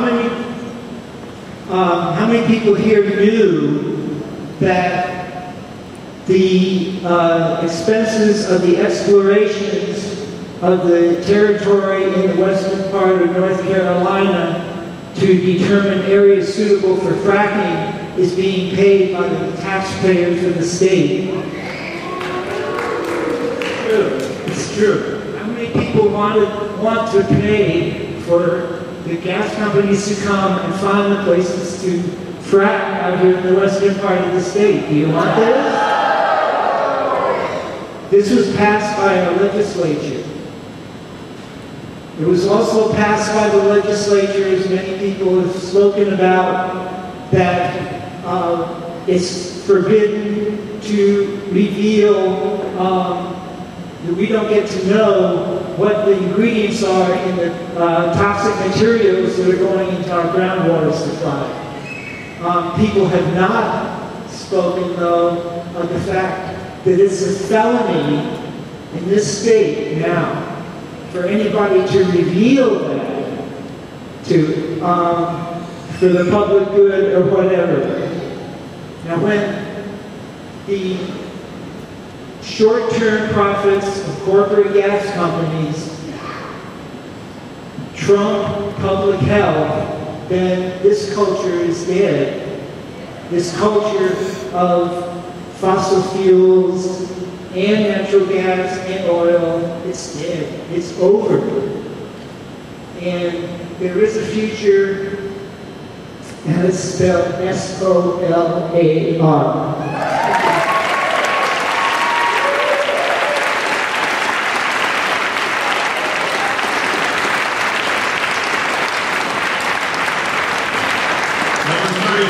Jeremy, I got no last name. Number 33.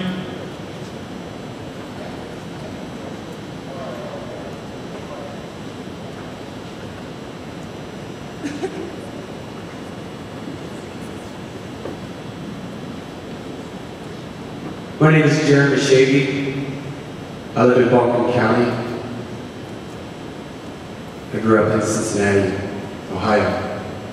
Forested Hills, where the people who have money live up on the hills to get away from the ick and pollution that is below. I'm an applied ecologist, a botanist. I do threatened endangered species work all over the world, including Western North Carolina. And apparently, we are an endangered species now as well. I find it interesting that we don't get to know what goes in to the water that goes underground. I also find it interesting that the majority of the contracts for creating these wells are filled by Halliburton. What is in that water? Who are we going to war against? I've been doing T&E work, threatened endangered species work for the Bureau of Indian Affairs, for the U.S. Forest Service, for the Bureau of Land Management, for the Department of Transportation, as well as for the EPA for over 13 years now. One of the things that I see is the inability for the different agencies to cross-communicate, even within the agencies. The U.S. Forest Service in the West does not even speak to the U.S. Forest in the East. They don't learn from their mistakes. I spent all last fall working in the Uinta Basin, one of the hotbeds of fracking in this country right now. I've seen some of the most disgusting things you can imagine. You can have a well every half kilometer. You can look at it from space, see the grid. You can see the pipes, the oils, the gas burning off. This speaking is coming from a place of the heart and from my belly. I'm not political, but I get active and I move when things make me angry.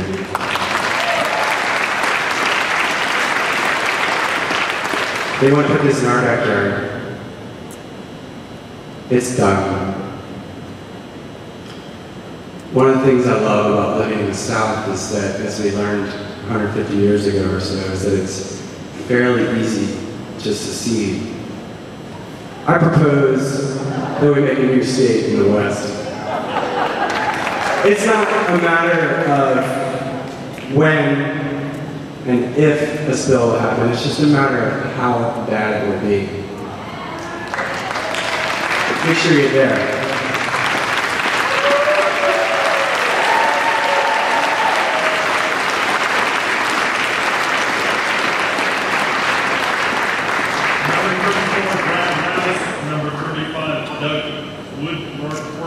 Number 36, Taking Queen. Number 37, Kristen Slavic. Brad Rouse. Brad Rouse, I'm a native of North Carolina. I studied economics at Yale, got an MBA from Chapel Hill. I've been in business all my life. I am a firm believer in the free market. I spent 20 years in the utility industry doing modeling and system planning. And what I can say I've learned over the years in doing this and then in looking at it as a layman is that fossil fuels are a big problem, and we're cooking the planet with the use of fossil fuels. And I used to think in my mind that somehow natural gas was better because it produced less carbon per unit of energy. And I don't believe that anymore, because I see the damages of fracking and I see what we do with that. And fossil fuels are just as bad as coal, they're just as bad as oil, and we need to end it. Now, it's a transition, and so I know we're going to do some fossil fuels in North Carolina maybe, we're going to do some fracking maybe, so we need to do the best job that we can. And I'd just like you guys in the commission to be as science-based as you can in doing this and to look at the evidence. And I'll point out a study that just came out yesterday, and it's called The Proximity to Natural Gas Wells and Reported Health Status. The results of a household survey in Washington County, Pennsylvania, produced by Yale Medical School. And basically it looked at fracking and the incidence of health problems within 1 kilometer versus the incidence of health problems 2 or more kilometers away. It adjusted for all kinds of other demographic information. I advise you to look at this because basically the result was that there were significantly greater number of skin and respiratory problems among those who lived within 1 kilometer of the natural gas well versus those who lived 2 kilometers away. So I would suggest that your 650-foot limit is wrong, and you need to look at a 3,280-foot limit, which is 1 kilometer. And please do that. Also, the study said that little is known about the environmental and public health impact of unconventional natural gas extraction activities. Little is known, and we're going to be doing that. And I asked why, when the scientists say we can't afford to burn the fossil fuels that are already in the ground, why are we exploring for new fossil fuels? It doesn't make any sense. And finally, I just like to close and say, we are living on the only planet. There's only one planet. This is planet A. There is no planet B. And it's up to you as the representatives of the people to constrain the industry that is only going to be interested in its profit. That's their job. Your job is to stop them from messing it up for the rest of us. Thank you.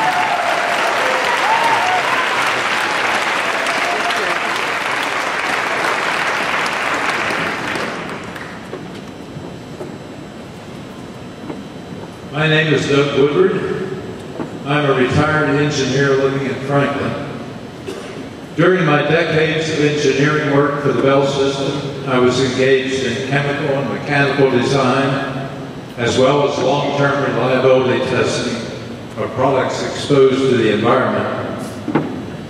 My comments apply to the rules regarding disposal of fracking fluids, in particular, those which cannot be recovered from the well.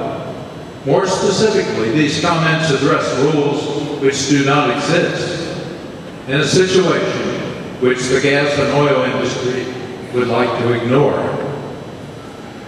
When a well has been fracked in accordance with the modern procedures of horizontal drilling, approximately 60% of the fracking fluid cannot be recovered and stays underground. This fluid, containing toxic contaminants, often at a level hazardous to humans, moves very slowly compared to surface fluids, such as the flowing waters of local springs, rivers, and creeks. However, the slow-moving fluids which are left in the ground may cause contamination of wells in the area years, even decades, after the site has been, quote, restored. After the bonds have been refunded, the gas and oil company has left. The state of North Carolina has checked off the site. Who is responsible when the landowner finds her water undrinkable and her house unsellable?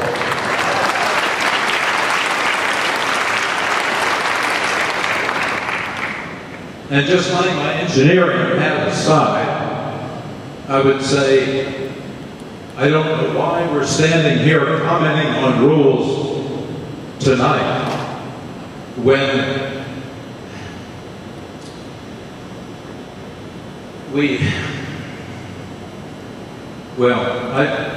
I feel like the prisoner who is given a choice of how he will die, whether by firing squad, by hanging, or by lethal injection, fracking fluid, of course, when I never even had a try. What have our legislators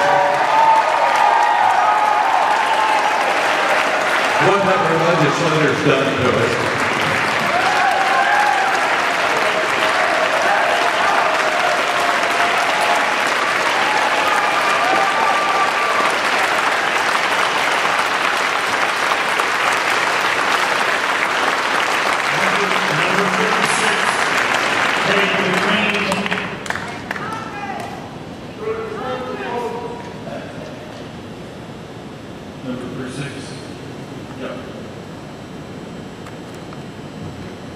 Good evening. My name is Tate McQueen. I'm an Asheville, North Carolina resident. I am a teacher in the public school system. I am a father and a husband, and I'm a concerned citizen. And I am running for the United States House of Representatives for the 10th District of the great state of North Carolina. And I cannot tell you the years that I've been teaching United States history and how proud I was to say, we the people of the United States. And even more so when I said, we the people of North Carolina. And as I taught history and we moved through into the 20th century, there was a time when Mussolini had black shirts following him. And in Germany, they had brown shirts. And tonight, I saw some blue shirts. And those blue shirts are following the Koch brothers. They're following Halliburton. They would be willing to put their profits over the people. They would be willing to do irreparable damage to our natural resources. They would be willing to use our education system against us by defunding it so we wouldn't know any better, would we? Now I'll tell you about this Halliburton loophole. They're using it to hang us, and we've got to close that. And as my esteemed colleague said, Mr. Tom Hill, you've got to elect people at every level of government to do the right thing, including those here locally and across the state.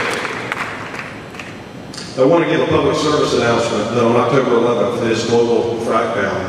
It is sponsored by the Food and Water Watch folks. Please tune in to October 11th for the Global Frack Down.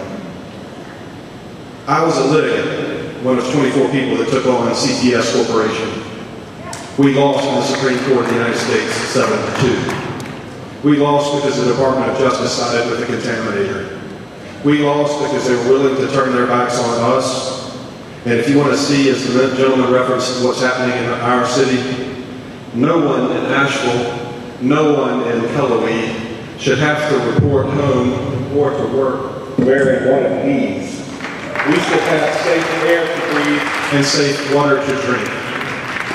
It is incumbent upon us to hold voter registration drives, to inspire people to participate as Americans in the most sacred of things, which is our right to vote. No matter how much the pushback, in the esteemed words of Dr. William Barber, we will not take a single step back, and we will move forward together.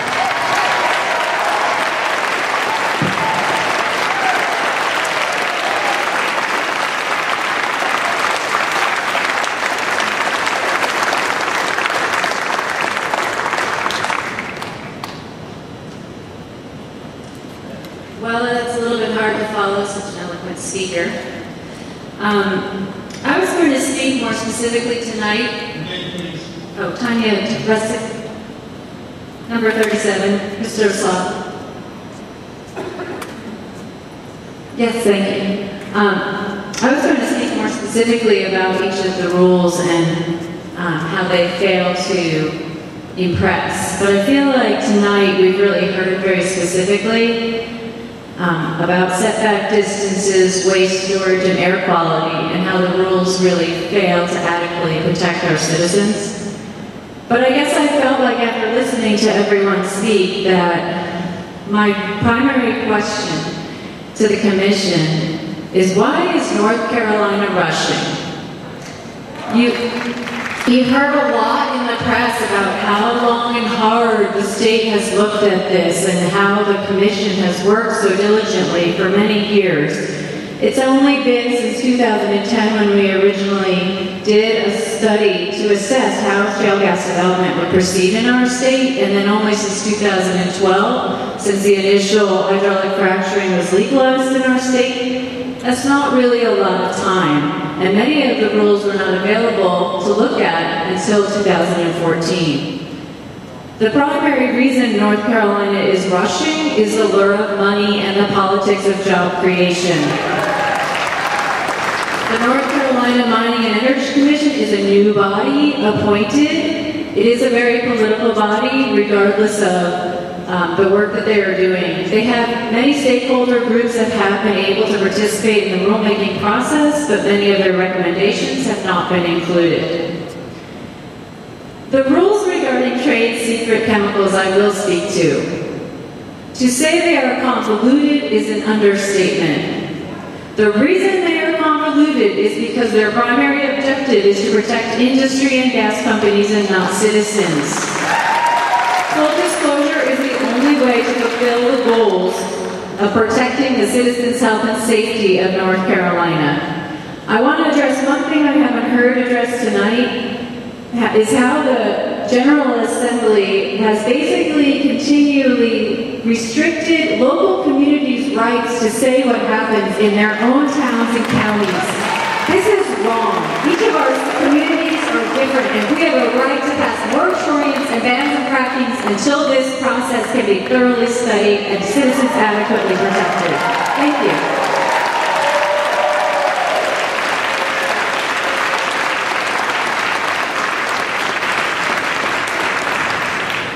Number 38, Jean Larson. Number 39, Ronald Scruggs.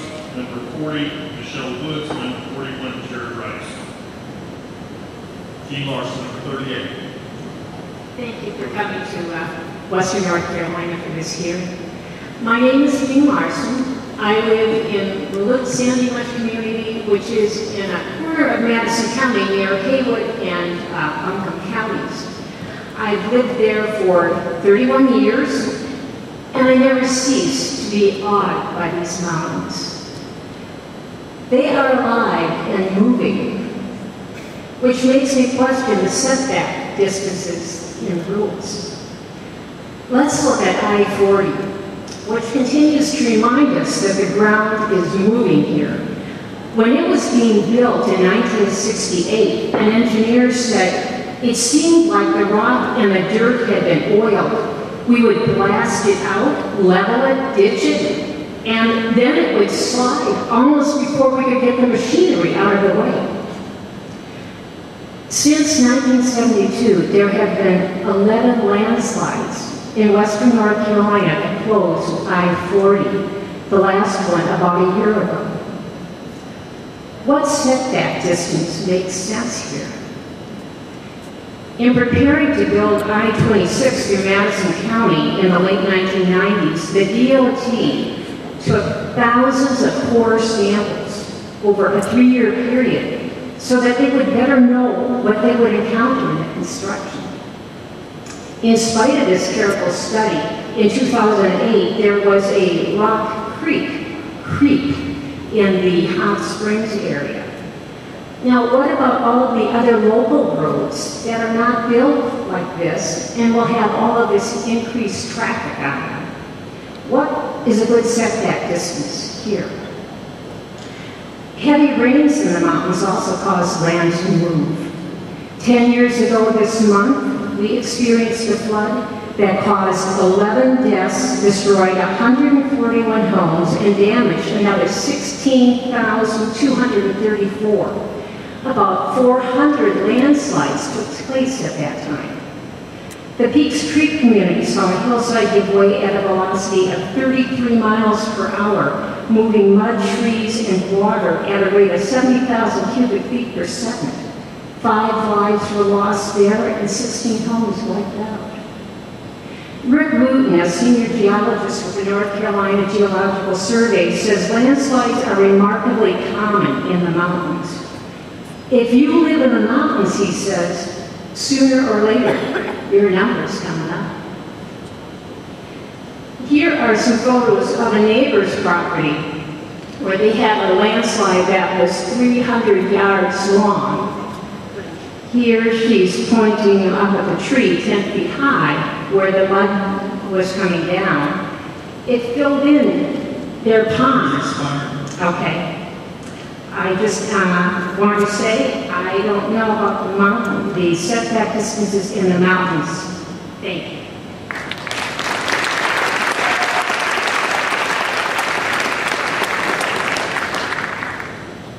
Number 39, Ronald Scruggs. Yes, sir. Thank you for your time this evening. My name is Ronald Scruggs. I'm a homeowner in Buncombe County, and I'm against hydraulic fracturing as a method for gas extraction, given the current state of technology in regard to its impact on the environment and on the community. And I would like to draw your attention to concerns regarding the draft rules around produced water storage in open pits, which is currently allowed.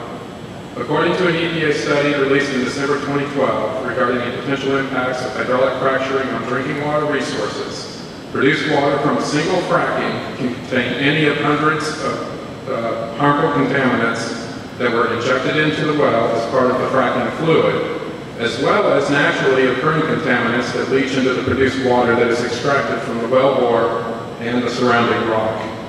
These natural contaminants can include heavy metals and radioisotopes such as radium, thorium, and uranium. Storing these potentially highly toxic compounds in an open pit, in my opinion, constitutes a serious threat to the public health. Many of the compounds used as part of the fracking fluid are listed as volatile organic compounds, or VOCs, and have high vapor pressure values, which in layman's terms means that they evaporate very quickly at normal altitudes and temperatures. When we consider the amount of produced water from a single well, according to the EPA, is approximately 10 to 50% of the injected water and fluid, and considering a typical well injection is approximately 3 million gallons of water and other components, at a minimum we are potentially going to see about 300,000 gallons of VOCs, radioactive isotopes, and heavy metals per well being stored in an open air pit, exposed to sun, rain, wind, and other elements that can expedite the vaporization of the VOCs, as well as increase the risk of groundwater and land contamination due to overflow, leakage, and evaporation. Additionally, many well operators in other states have employed the use of larger combined pits to service several surrounding wells, thereby increasing the footprint of the pit and the quantity of hazardous compounds being openly stored. Another issue with allowing the use of open pit storage of produced water is the possibility of the well operator using misters to accelerate the evaporation of the produced fluid. This disposal method directly leads to air and ground pollution in the surrounding area as the aerosolized vapors are carried by local wind currents. The pollution can then enter the food chain through animal digestion, and it can also enter the public water system through waterway contamination. An example of the scale of open pit storage and evaporative disposal and use by the industry is located in Washington County, Pennsylvania, and is so large that the individual mister heads can be seen from Google Earth, and the overall pit appears to be several acres in size. I would ask that the Commission update the rules around produced water storage and disposal to eliminate the possible use of open pits and misters, and require the well operators to store produced water in a closed loop system.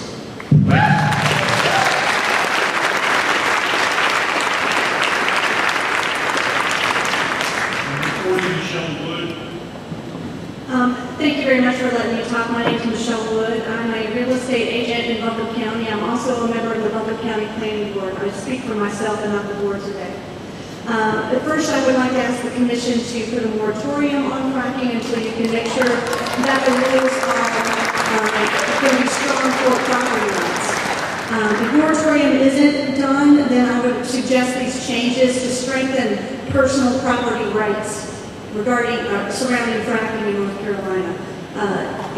Don't make compulsory forced pooling legal in this state. It's the same as eminent domain. It's state-approved forced selling of resources via police power. That is given by the state. The only difference is in one case the government gets the benefit and the other private out-of-state company does. It's a direct assault on property rights for North Carolina citizens.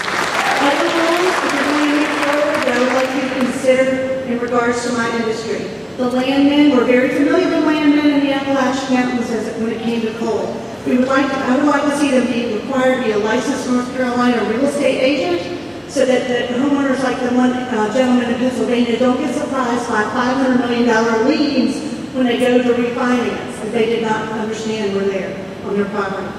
I would like to see leases be non-transferable and also be recorded in a public setting at the courthouse. Landowners need to know that who they talk to when they make a deal is who's going to be doing the work. They also don't need to be confused by he said, she said, if that changes.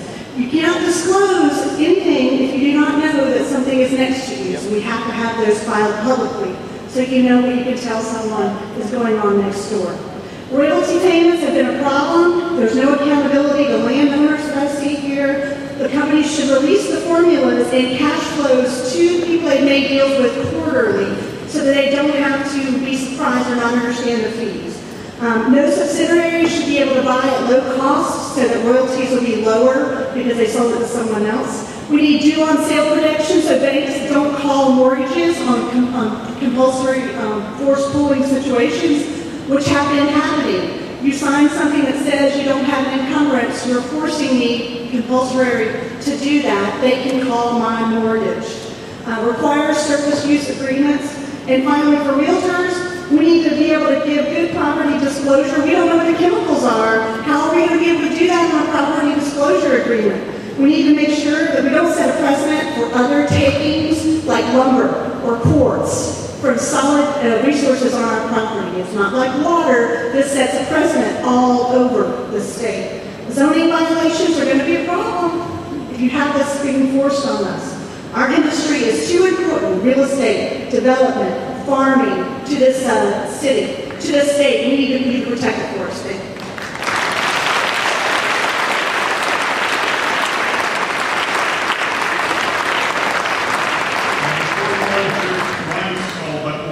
Lucy Joplin, and number 43, Catherine Holt. 41, Jerry Rice. It's not a football player, but I can carry the ball. And I'm not a professor that used to be here in Western Carolina either. I'm Jerry Rice from Buncombe County. I'm a parent, grandparent. I'm one of 19 children. Lived on a farm, grew up and knows how to take care of the farm. And knew how to take care of it. It's great.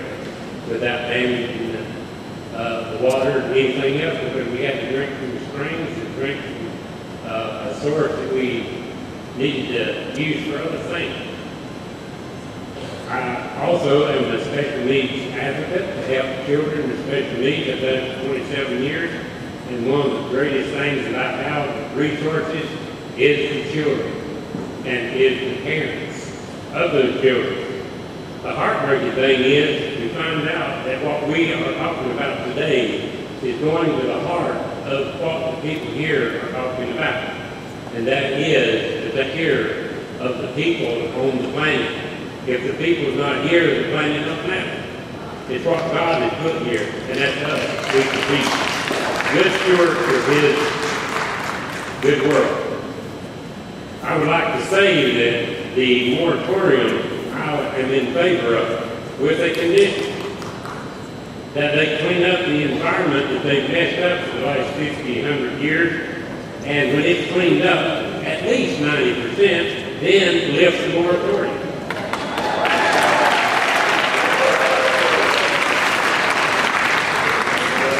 The other thing is the dye going into the ground. That would be a good resource to put the dye in the ground, find out where the sources is going before you put the pollutants in the ground, and see what the risk is that's going out.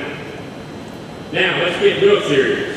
Let's not let the industry, the politicians, and the lobbyists write these rules.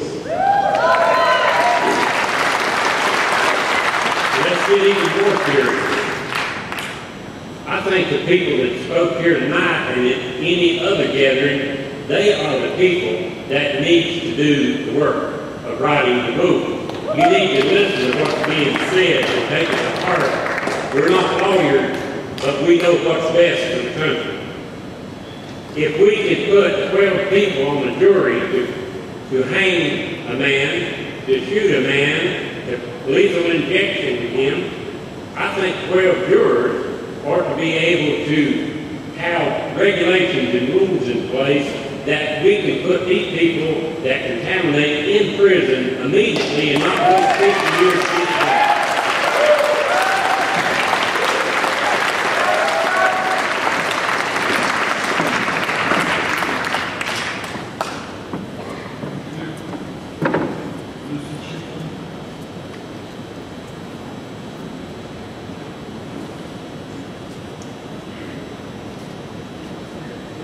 As a lifelong resident of North Carolina, Christopher.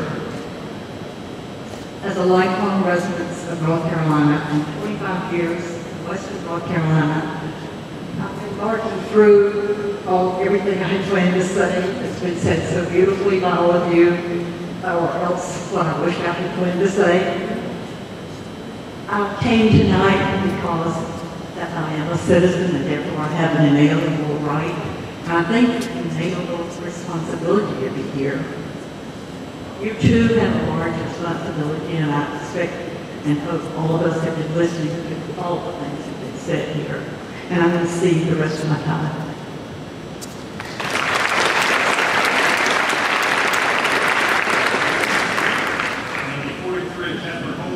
Hello, my name is Kathy Bolt, and I have a master's degree in public health. I feel very strongly that fracking must be stopped altogether, but at the very least, we need to have much, much stronger regulations to protect the public health. The current draft rules fail to address these huge risks to our health and the environment. I'm talking about drinking water and air. I believe that the gas wells would need to be at least 10 miles from any drinking well, whether public or private. Think of an aquifer as an underground stream. It moves. According to the EPA, contaminants from the CTS site, which we all know about here, traveled via the aquifer, and wells that were up to 4 miles away were still registering levels of trichloroethylene. Now, I just learned today from one of our speakers that within a 10-mile radius of fracking sites, a 30% increase in birth defects has been found. And we're looking at regulations, these current draft rules, that require only a distance of 200 feet from a well. Go figure. Surface water, such as creeks and streams, also need to be protected by a similar buffer. The proposed rules allow a facility to discharge fracking waste directly to surface waters without removing contaminants. People, we're talking about benzene, lead, mercury, arsenic, and radioactive uranium and radium. These are released from the shale during fracking, and they enter the wastewater. On top of that, there's bromide in the wastewater, which mixes with chlorine in water treatment and that creates cancer-causing trihalomethanes. The fracking fluid itself contains ethylene glycol, methanol, hydrochloric acid, formaldehyde, methanol, and a lot more that we don't know. This is unconscionable. It poses a huge risk to public health. Illnesses caused by fracking contamination of drinking water include cancers, birth defects, neurological and respiratory diseases. And I'm not even talking about the problems that arise from the open pit storage, which deal with a lot of these volatile organic compounds. I believe that the public must have the right to know what is in the fracking fluid. Fracking companies should be required to list chemicals used in fracking to a publicly available database, not kept as a trade secret. This proposed bill makes it illegal to disclose trade secret information, even if it's a doctor sharing information with staff or colleagues, or a fire chief sharing important information with his firefighters. The penalties are up to 4 months in jail. Okay, thank you.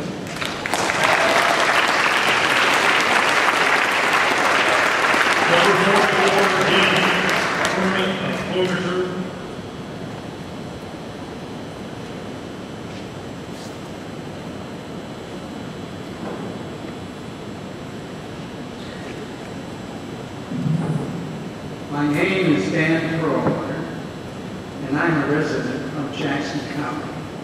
And before I go any further, I really want to acknowledge the wealth of intelligence and passion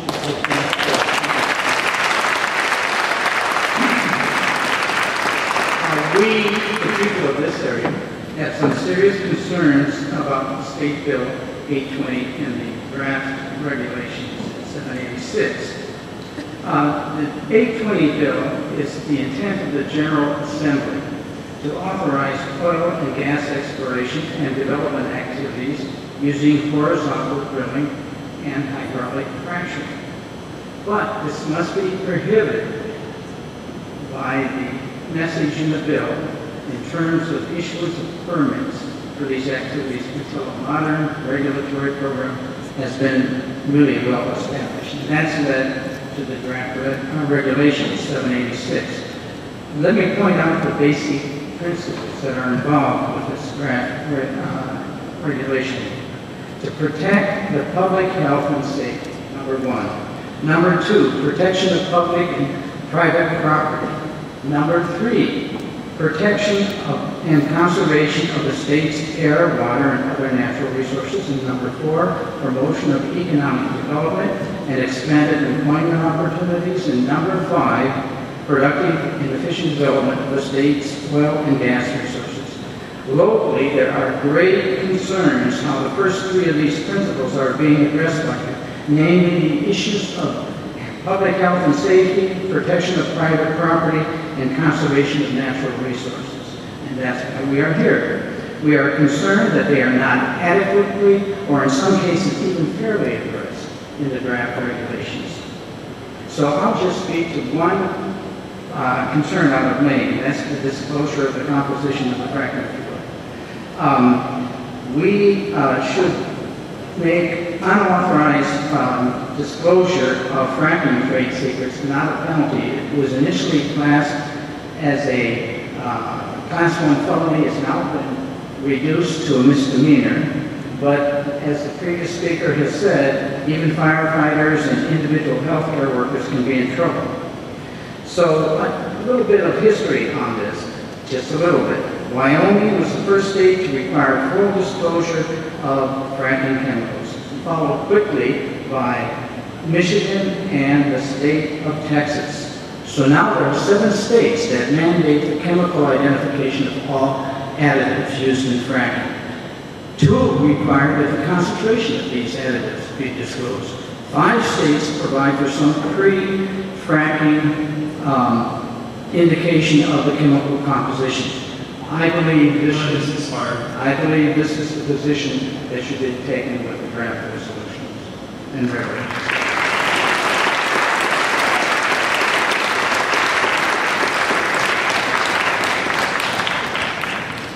Number 45, Bill Maloney, followed by Solomon, number 46, Solomon Efron, number 47, Brett O'Connor, and number 48, Maureen Lindman. Number 45, Bill Maloney. My name is Bill Maloney. I'm a businessman in Asheville. My background is a master's degree in physics. As a businessman, a scientist, and a person, fracking is a bad choice. If we really want to incent jobs in North Carolina, we should look at renewable energy, and we should look at tax credits to bring businesses into the area. However, if we're dealing with $1 million in profits, we should have some $1 million rules.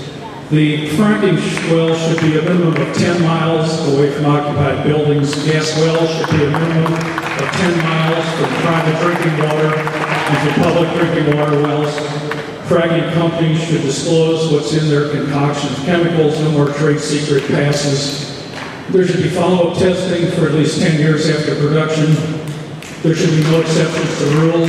No good faith pass allowed. BP was a company that had good faith. There should be 4 additional rules.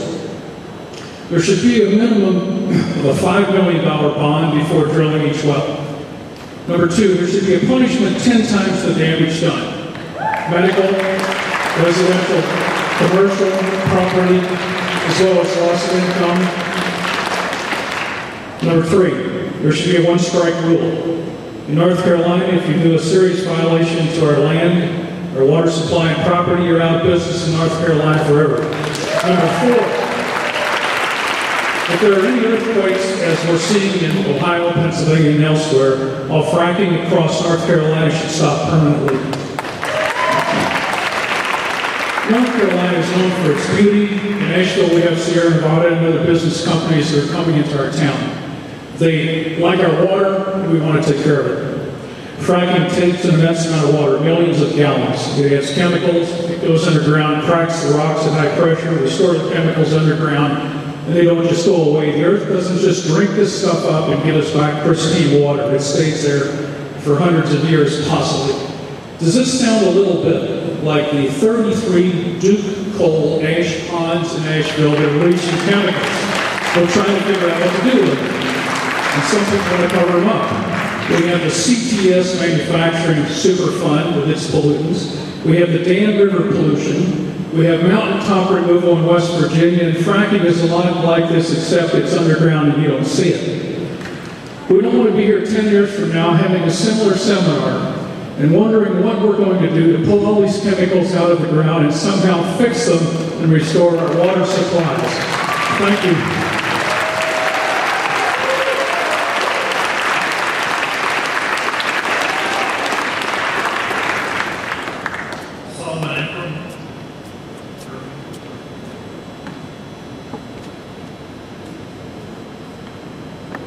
My name is Solomon. I'm a resident of Macon County.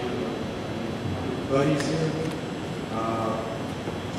I work as an advisor to American troops, Marines, Rangers, and Special Forces in the Army, deployed to various places around the world.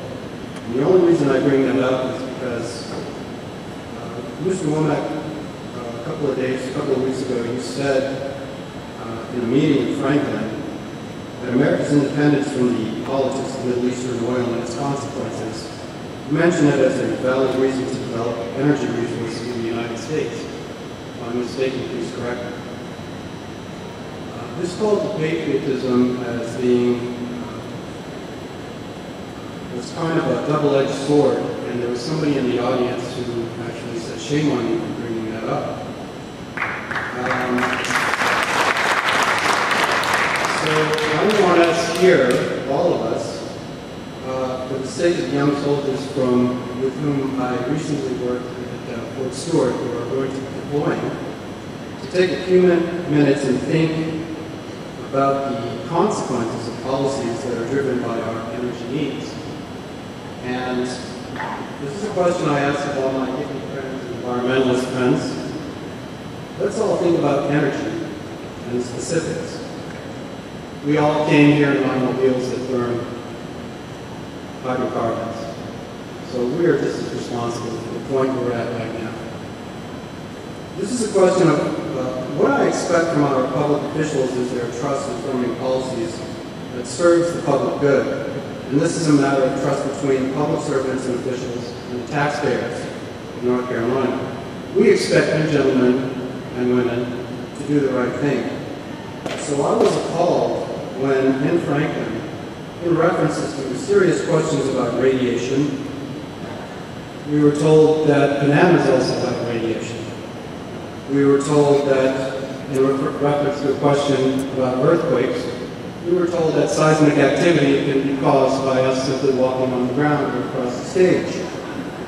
In reference to a question about methane gas, we were told that cows produce just as much methane gas. So I feel that we were being mocked. You don't have to convince me that the energy companies are just as flatulent as both our friends. So I would like the MEC in North Carolina to work earnestly to give more resources towards the development of alternative sources of energy. There's no reason why the MEC and the people of North Carolina cannot be the leaders in energy policies that safeguard natural resources and develop the technologies and the systems for self-sufficiency in energy. Similar to, the EU has recently adopted a 2020 plan, 20% efficiency increases, 20% production, and 20% output. In the 1920s, actually 1930s, your time has expired. Very good. One last thing then. Your time has expired. Okay, thank you very much.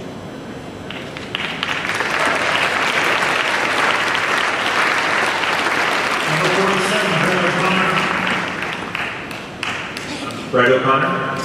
Let me ask a rhetorical question. What is the fastest growing energy source in the United States? The wind and solar potential in North Carolina is phenomenal. Having been in the solar industry for 10 years, I can attest to its potential. I own a solar design company here in North Carolina, but unfortunately, I'm having to design for New York and New Jersey companies mostly. Why is that? North Carolina has been catering to forms of energy that are harmful to people and the environment, rather than those that are safe and sustainable. For instance, the rules this commission has drafted. Gas wells should be more than 100 feet from water sources, 1,000 feet from water sources, not 200. Fracking companies should be required to list all the chemicals used publicly. Their sites should require third-party testing for a minimum of 10 years, not 30 days. Fracking should have on-site enforcement, and violations to rules should be strict. All wastewater should be contained and bioremediated in closed containers, not open pits. And the rules should address all emissions. Regarding the Halliburton decision in Congress, while the industry may have satisfied 50-year-old regulations, that means that the ball is now in our court. Let's meet the challenge. Where's the next generation of regulations? Thanks for your consideration. How many of you here want to see fracking in North Carolina? How many of you want to see clean, renewable energy in North Carolina? Thanks for your time. Number 48, Maureen Lindman.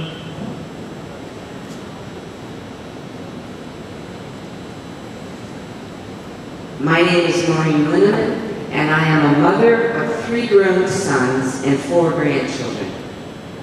All of our family lives in North Carolina. The safety of our people, and specifically air and water safety, is the reason I stand before you tonight. I believe that air and water safety is a moral responsibility of every leader and decision maker in this room.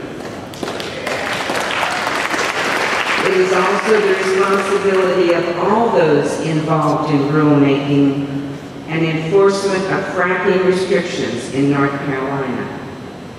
You, our Mining and Energy Commission, need to look at the recent health risks and water contamination in Pennsylvania.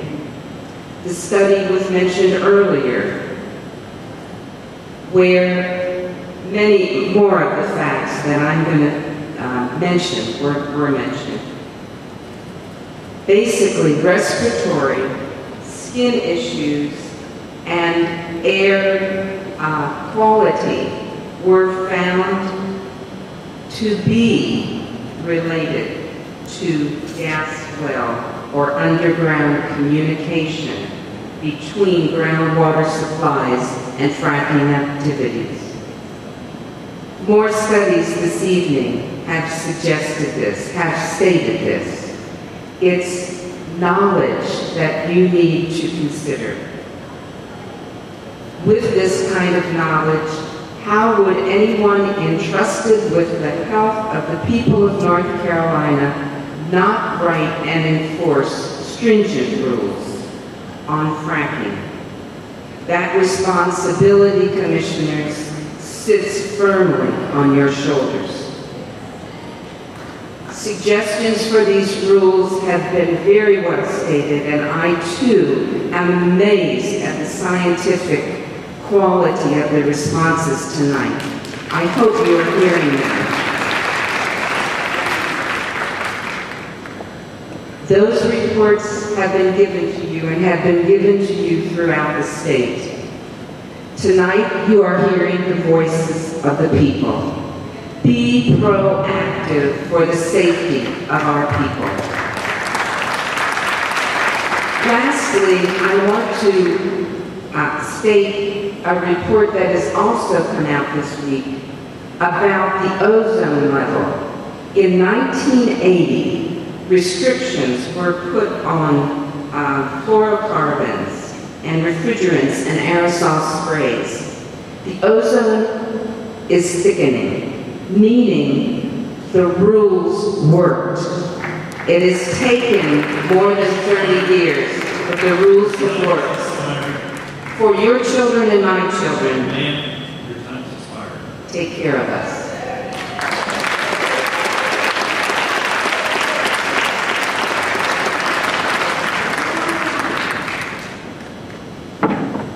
Number 49, Sherry Vaughn. Number 50, Tina Glass. Number 51, Reed Leatherwood. Sherry Vaughn. You know, I had something else prepared, but somebody walked past me and gave me this picture. And guess what her name is? Sherry Vargan. This is a woman whose tap she could light in Pennsylvania. I mean, this is madness. She has to leave, she said, she's part of the contamination began, she said, after Chesapeake Energy drilled over a Pennsylvania farm. The company denies responsibility. And in quotes, I keep about 3 windows open year-round in Pennsylvania, and I've lived in Pennsylvania, so that my home won't blow up. I mean, this is madness. This is, we are on a path of self-destruction. We do not want fracking in this state, in America, on the planet, anywhere. We want sun and wind and healthy opportunities for jobs. Thank you.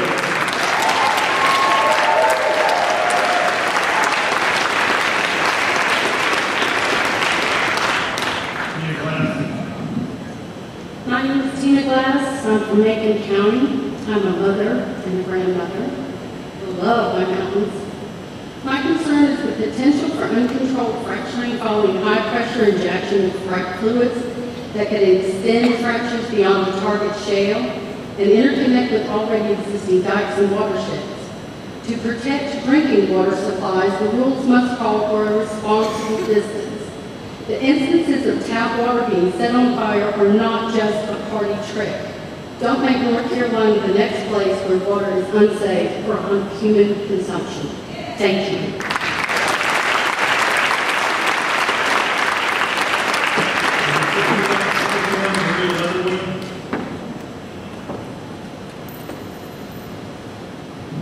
Leatherwood, Silva, Jackson County.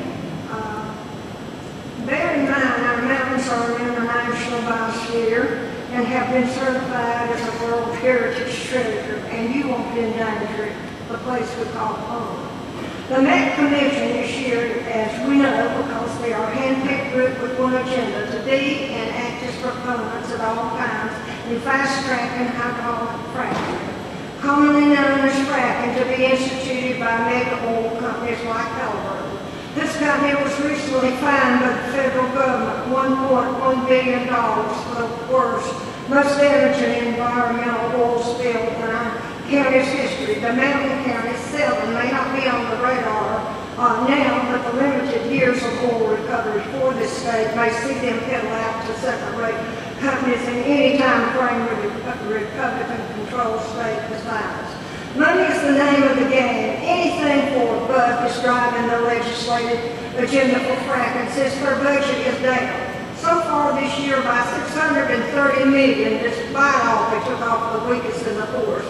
By year's end, experts expect even worse, proving their fiscal politics of selling out the general public and state to the radicals was beyond irrational. What you have on the platter of fracking rewards for the people in the view of all the known dangers is pathetic. First data from the Department of Commerce on average fracking will provide only 387 jobs per year, with 64% of the investment will go out of state. Fracking is currently practiced as numerous well-documented problems that threaten the safety of the public and environment. As a side note, this year two far western counties lost respectively 400 and 350 manufacturing jobs, pushing these counties into further poverty. These companies saw North Carolina as a place not viable, and out they went. This commission has come here simply as a political gesture.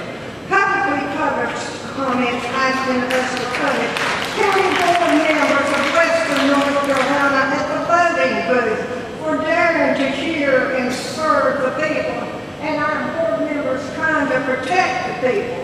Now, while this commission needs to explain ignoring and violating Section Law 212-143, Senate Bill 820, which requires MEC to make recommendations to EMC for regulations on toxic air emissions.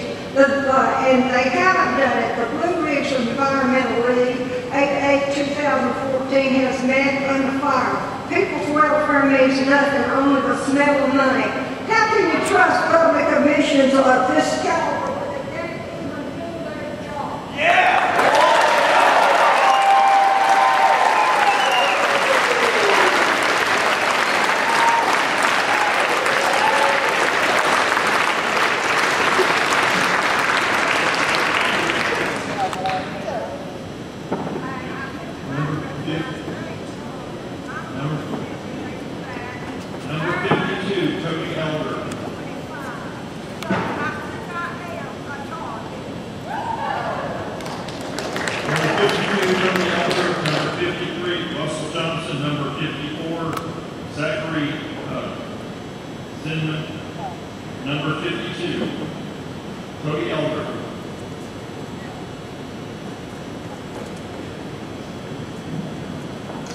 Hello. I'd like to start off by saying that my name is Cody Elder, like you said, and I'm a political science major here at Western Carolina University.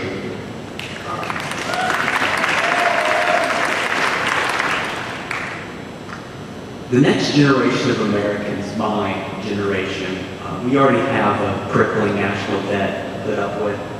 So frankly, I don't want to have to put up with an ecological disaster as well.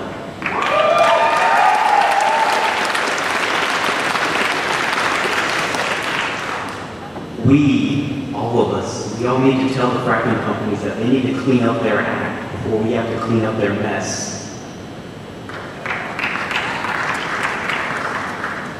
I think we should put the moratorium back on fracking. This is my opinion. Thank you for your time.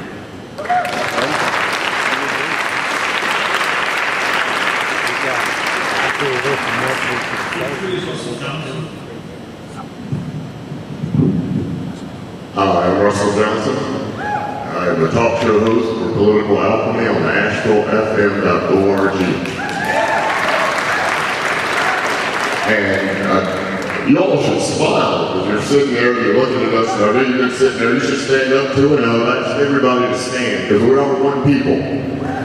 And if we stand together, we can make this change. And we're asking you, because you are the ones who make this, who are going to make these rules and decisions, correct? So we're asking you as one people, all of us are here asking you to make the moratorium that there will be no fracking activities in our state.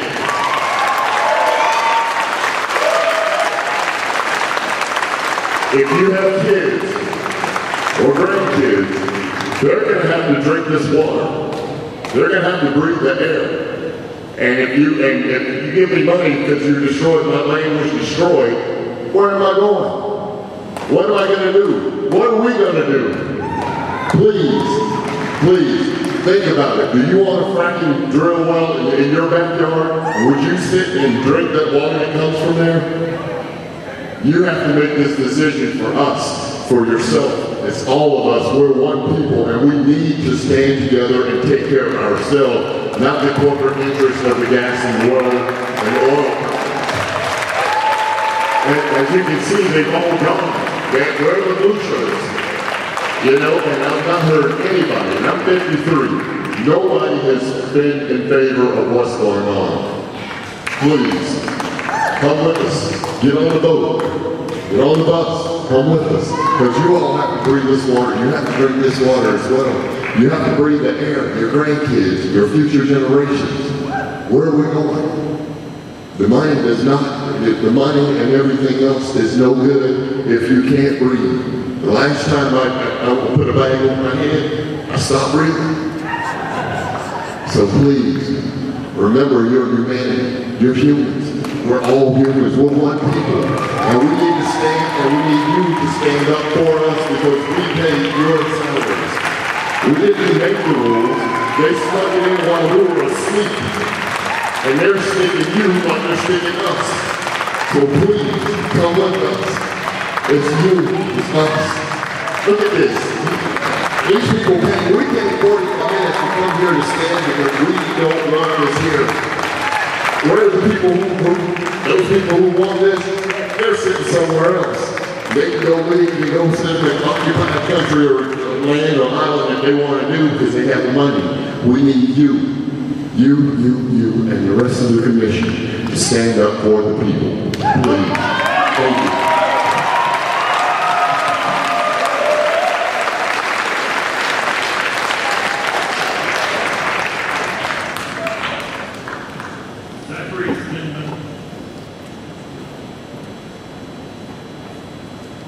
Hello, I'm Zachary Zidman. I am a student at Western Carolina, and I do not have any fancy title yet. And I'm not that important, and I'm not even a political science major. I think fracking is an issue that students at Western Carolina should know about. I'm fairly new to the mountain area, and even after being here for only over a month, I consider this my home now. The mountain area is beautiful, and I don't want to see my new home destroyed. I have lived in Raleigh pretty much all my life, and still WCU is my home. I'm almost positive that everyone here knows what fracking is, so I won't waste my time with my description. I just wanted to make it a point that here at the School of Western Carolina, we do not promote fracking. I would like to see a change in the next draft of the fracking rules. I would more so like a moratorium. I think I speak for all of Western Carolina when I say that a vote to regulate fracking in North Carolina is a necessity. I vote for clean water and a clean future. Thank you.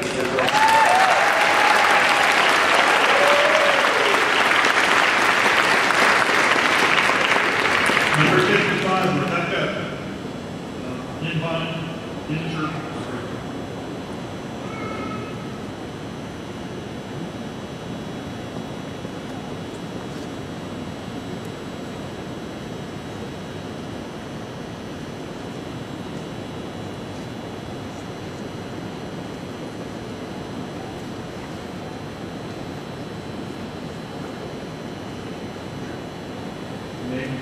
Rebecca Bevinger.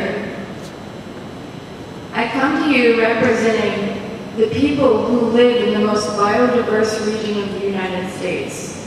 So biodiverse because of clean waterways and clean air and clean soils.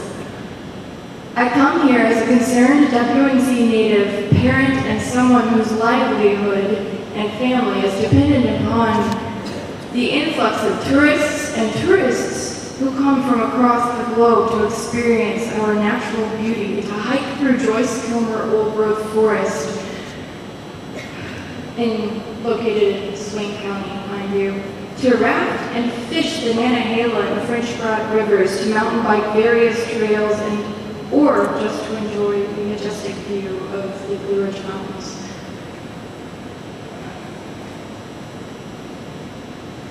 Please consider how damage from fracking may affect our tourism-based economy. On another note, there are 400 chemicals used in the fracking process. Methane has been found in water sources near sites where fracking has occurred. I feel regulation is too lax. And where or what is the plan for reinforcement? A measly ounce of reinforcement for where it fails. A measly ounce of prevention may not be enough to protect us or our water supply for a lifetime. We need more. Be proactive, not reactive. When the preventions in place fail, who will be held responsible for contamination of our water or the illnesses that arise from the process? Is it true that it is an out-of-state contract? And if so, can they truly empathize with how this will affect our community when they aren't even a part of it?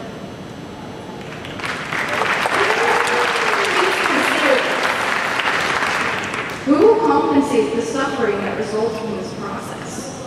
Please reconsider these rules and regulations. There needs to be a plan for health care of those negatively affected by this process. Compensation or funding for damage done.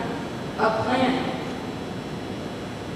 Active enforcement of rules and regulations. Strict penalties for non-compliance. Fracking wells should be a minimum of 1,500 feet from occupied buildings. Current draft rules only require a 650-foot setback. Gas wells must be a minimum of 1,000 feet from a private drinking water well, 15,000 feet from a public well, as well as a minimum vertical distance of 2,000 feet from groundwater supplies and 1,000 feet from surface water. Time to start. I urge you please consider more improvement.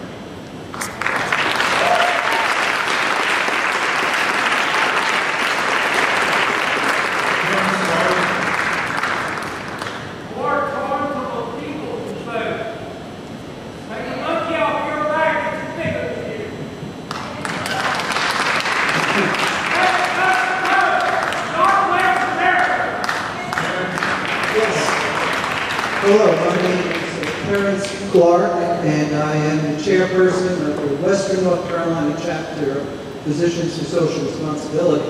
And I speak from the medical perspective, but first I want to ask a question. I know the rules are no questions, but we've heard such incredible testimony tonight. Will it be printed? Will it be responded to? Is it recorded?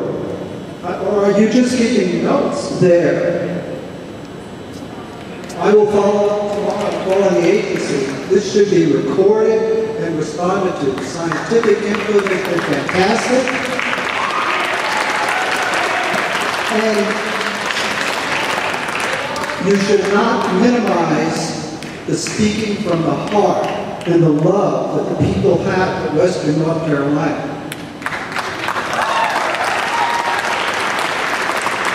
We've seen that tonight. That's been the same for me. I came here first time 40 years ago. I remember crossing over Balsam Gap and falling in love with Jackson County and the people. So that should be emphasized in the report. From a medical perspective, I've been an emergency room doctor, I've been a psychiatrist. I do not want the situation at midnight for some kid to show up who lives in proximity to fracking, and I have to do some crazy game of finding out what toxins the child might have been exposed to. There should be one recommendation I have is that you press the delete button on the current regulations on non-disclosure.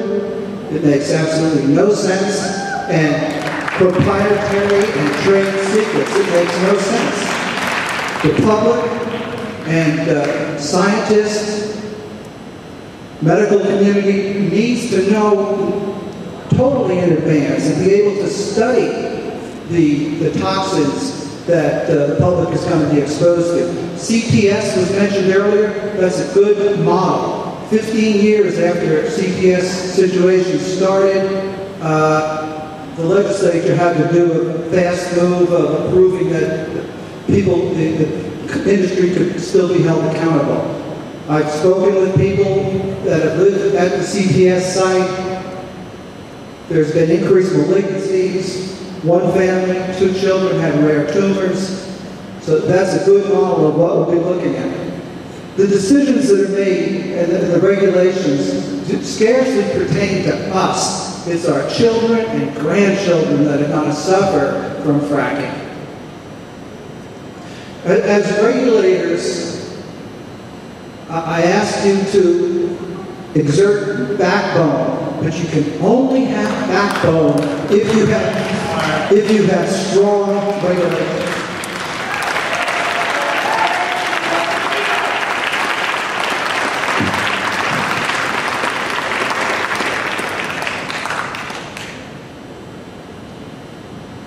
Number 57, Joan Walker.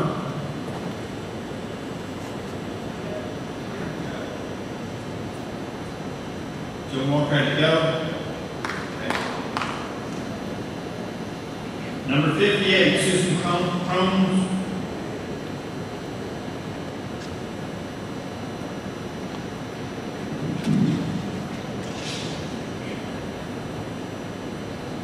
Susan Cross. Rules cannot prevent industrial violations, accidents, and environmental impacts that will harmfully impact the people of North Carolina if fracking moves forward. The following statements are quoted from the August 2012 issue of Chemical Engineering Progress to provide the basis for defects and inadequacies in the state's decision to allow fracking and the inadequacy of the MEC's proposed fracking rules. Regarding chemical disclosure, many states require public disclosure of the chemical ingredients, but their proportions are considered proprietary information, page 58. Regarding the water footprint is the most contentious environmental issue associated with unconventional gas development. Areas of concern include the management of water for all users in the watershed, the fear of contamination of water surface and or groundwater during site preparation, drilling and well completion, and the treatment and safe disposal of the produced water that occurs naturally in formation and flows to the surface with gas. Current practices involve drilling multiple wells from 1 or 2 paths of the well field and constructing hundreds of well fields with each development area.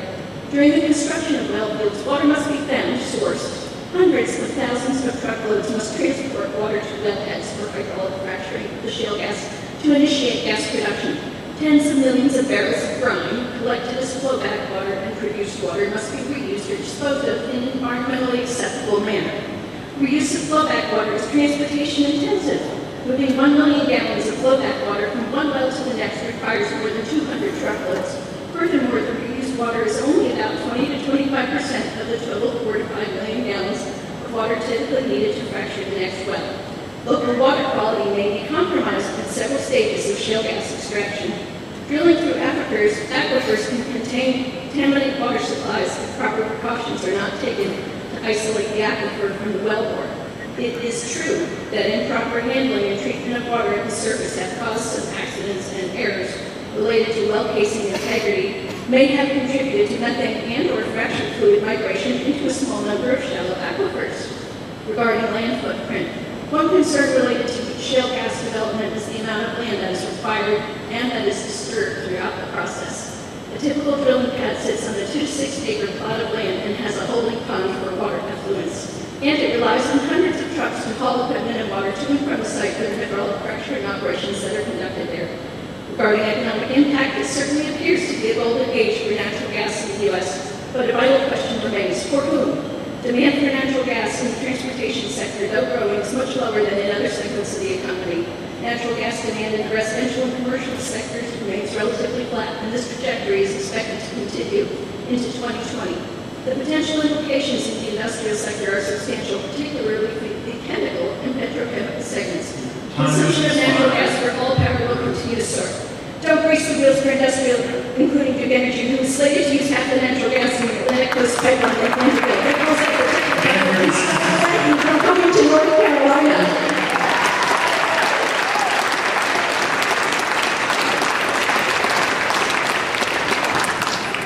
Number 59, Barbara Hart.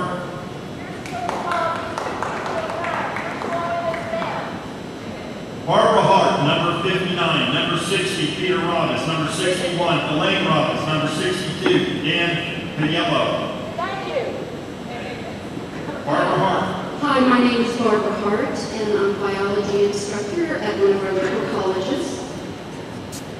It's hard not to replow the same ground that people have been talking about over and over.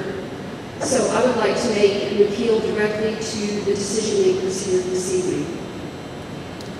If you want the best, most stringent regulations, you need to use the best information available. As a scientist, I believe that's science-based information. In 2012, the North Carolina House made it illegal to consider the latest science-based predictions with regards to sea level rise on the North Carolina coast. Instead, planners and decision makers are only allowed to base their decisions on historical predictions, rather than on the best information available. That's crazy. I want to know whether the nominating Energy Commission intends to use the best available science when making decisions with regards to the rules and regulations, especially with regards to setbacks, disclosure of harmful chemicals, and monitoring of the air and water. And when new information becomes available, new rules should be considered.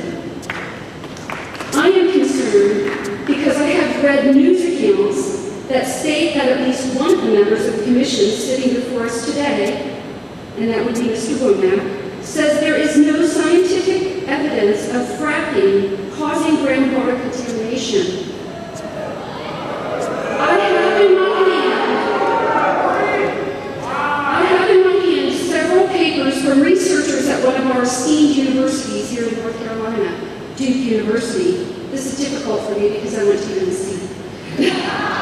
This research was published in the Proceedings of the National Academy of Science, a peer-reviewed journal, and one of the most prestigious journals in our country.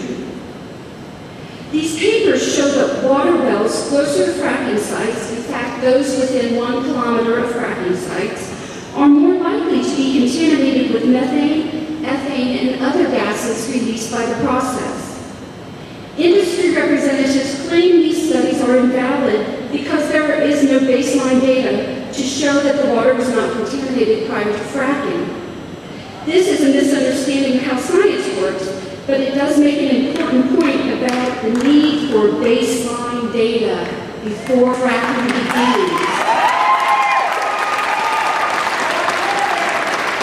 Unfortunately, we have a precedent in this state that science that might hurt industry can be ignored by a mere legislative action.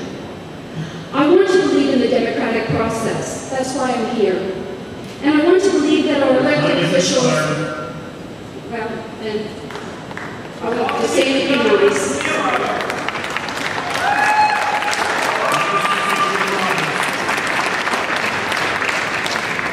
Good evening. My name is Peter Robbins, and I live in Madison County. I've just got one suggestion, and a number of speakers have already touched on it, so I think I can be brief. I'd like to begin by posing this question. If Western North Carolina were the only region of the state that had any appreciable amount of shale, would these regulations be exactly the same as they are today? Or would they be tougher to address our unique steep slope environment and our unique and very diverse ecosystem that includes all kinds of wildlife up and down the various elevations. Now, a speaker spoke a moment ago about landslides. That's a really big deal here. Landslides, mudslides. I know from personal experience because my own property experienced very severe slope problems. And one of the things that happened was the pipe in the well bent. Now, we used to have a mapping plan for determining where the landslide risks are, and the state cut off funding. You don't even know where the landslide risks are, let alone how to establish set-asides and other protections that can deal with that specific problem. That's because these regulations aren't addressed to Western North Carolina. If they were, they deal more with the threats to wildlife and wildlife migration patterns that happen when land is clear-cut and industrialized in rural areas. They would deal more with the effect of our narrow roads that are being impacted by 24-hour traffic. They would deal with our narrow roads as an emergency response problem. And at the very least, there'd be a provision that said you can't frack where there's no cell phone coverage so that you can even facilitate an emergency response. Now, I didn't come here to fuss at you about the rules. What I came to do is suggest one practical solution, and that is to include a provision that says, for Western North Carolina, because of the severe and unique risks and the very small likelihood of any economic gain, we won't allow fracking at this time.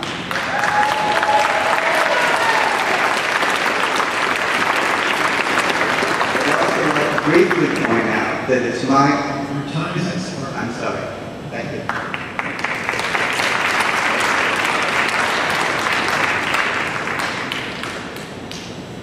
Elaine Robbins. My name is Elaine Robbins. That was my husband. I would like to continue his point about the different aspects of Western North Carolina and why I would support his request that if you can't fix the rules so they'll address those aspects right now, put off allowing fracking until you can. I have a little piece from our News Record Sentinel from last summer when we had extraordinary rain events. And our county was inundated for weeks and months at a time with our land was just sheeting rain down it. And in August 21st, the News Record reports that so far to that time, the Department of Transportation in our one little county had fixed 100 landslides on DOT, state-maintained roads. They had 130 to go. There were 105 roads affected. We live on a private road. DOT doesn't fix it. We had 3 landslides in a mile. One of my neighbor's pipes to her well broke. Her house flooded. As my husband pointed out, none of these landslides are mapped. And in fact, if I understand the current rules correctly, if someone asks for a permit, the surface owners and the downhill owners aren't even given notice, so we can't tell you, did you know there was a landslide there a year ago, 2 years ago, 4 years ago? So it makes it very dangerous. Makes it dangerous for the stability of any tanks with chemicals in them. It makes it very dangerous for the safety of people downstream from those open pits. My county was covered in flowing water for 3 months last year. Flowing open pits are a real danger in that environment. We had our major highways were covered in water rushing down from the mountains. Open pits are really dangerous in that environment. I personally had to drive a mile when I came around a corner and there was a power line down and I hit it to get cell phone service so I could call into the power company. We have roads that are not accessible for weeks at a time in the winter. It's unsafe.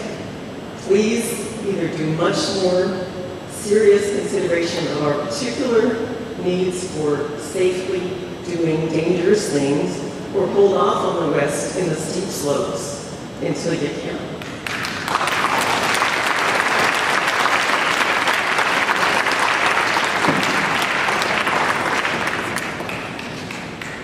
Number 62 is Dan Vallejo.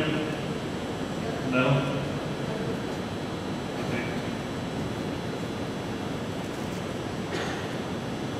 63 is Sean Gilmore.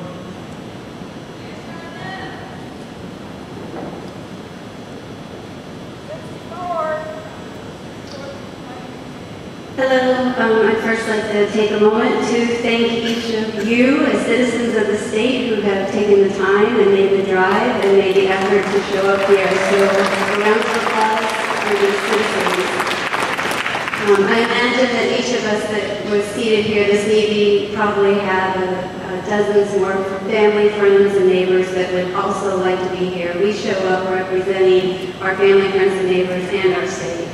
And I also realize, I just want to acknowledge that the position I realize that you are in, especially as I sat here now for a few hours and listen to these proceedings, that the level of responsibility that is on your shoulders is so massive for the state as its health, for the environment, and for future generations.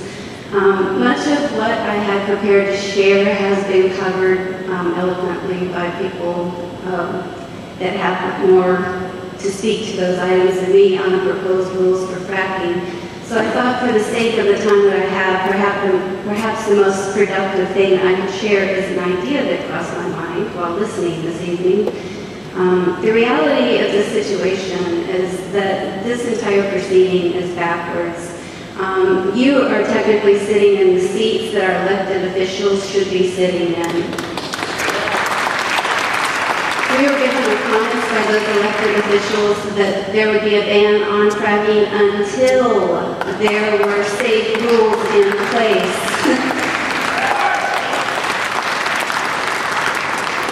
This is clearly a situation where the cart has been put before the horse, and we are all at risk because of it. If it is true that the permits for fracking cannot be given out until the proposed rules are approved, then it could be also true that this commission has the power to throw the brakes on the fracking industry in this state.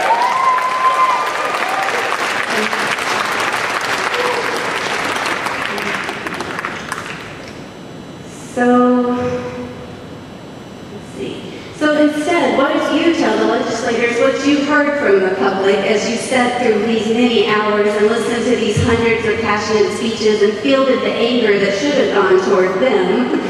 What if you told the commission and big government and big business the truth? That after reviewing thousands of public comments that have no doubt been submitted to you online, that the spectrum of risk involved in fracking is too massive and too great and requires further research to be conducted until these rules can be guaranteed to keep our people and our mountains safe.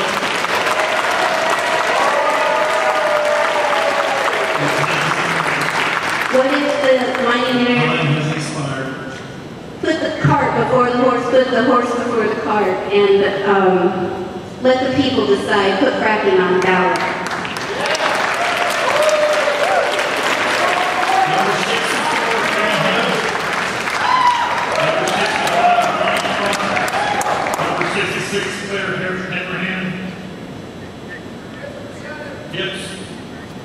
My name is Jane Hibbs, and I'm running for the next state senator in District 50.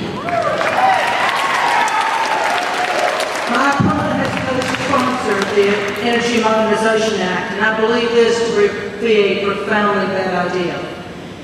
It's the largest attack on our mountain land and waters that I've ever witnessed. Everything I need to know about the Energy Modernization Act, I learned in kindergarten. A, the teacher said, clean up your messes. Yet this still makes it illegal for us to hold companies responsible. B, my teacher said, don't take what isn't yours. Yet this bill makes it legal for the energy companies to frack your land without your approval. C, my teacher said, know the facts before you act. Yet this bill lifted the moratorium on fracking before it had determined if it was safe to go forward. D, my teacher said, keep your promises. Yet the General Assembly promised to keep the moratorium in place until the rules were developed, and they did just the opposite.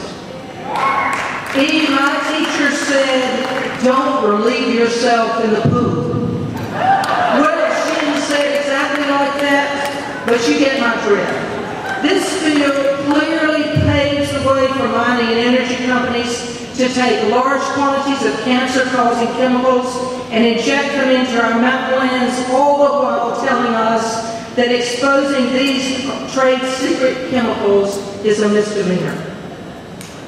We have a sacred responsibility to preserve and protect our mountain lands and waters. We learned to swim in these waters. We taught our children how to fish in these waters. We drink these waters. Our crops and livestock are dependent upon these waters. For goodness sake, we were baptized in these waters. I always thought that our job as elected officials was to represent our people. If that's true, our people are speaking. They are speaking with resolutions, they are speaking with rallies, they are speaking with protests. And you can be certain that we will speak in November as well.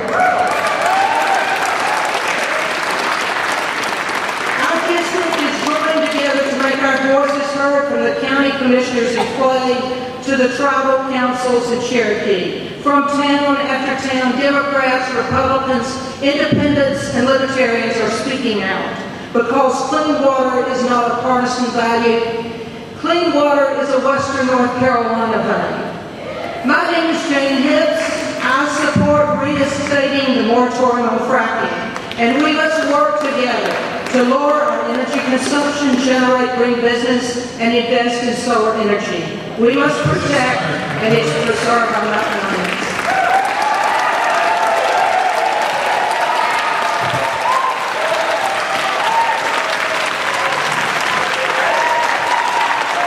My name is John. First of all, I'd like to thank the public that's gone to all this effort and brought this expertise here tonight. It has proven that the MEC is woefully inadequate. Why would the public have to explain to them their charge? To explain to them where they're missing the boat? I mean, that's utterly ridiculous. You have not achieved anything you've been assigned. Okay. So, in addition, listen, the reports are here already from Texas, Pennsylvania, Ohio, Nebraska, Wyoming, and on. Facts are here. The risky business of horizontal fracking will result in toxic environmental accidents. Regulations and rules will not stop the inevitable. The premise or falsehood that your commission can protect the public from disastrous accidents with rules and regulations is fundamentally flawed. I will not point out specific regulations to make fracking safe because there are none, except for the banning of fracking. There are no changes to rules and regulations that will make fracking safe. Fracking in this state will result in toxic spills, leakage, fires, explosions, disease, and death. I urge you to be heroes and stop the disasters before they happen. I urge you, the MEC commissioners, to embrace the truth and resign from the impossible task of protecting our citizens and the environment from fracking disasters with rules and regulations. Please go back to our elected officials and report the truth. Tell them that the current fracking process is fatally flawed. There are no rules or regulations that can make horizontal fracking safe at this time. Commissioners, thank you for this opportunity to speak. Please do not fail the public.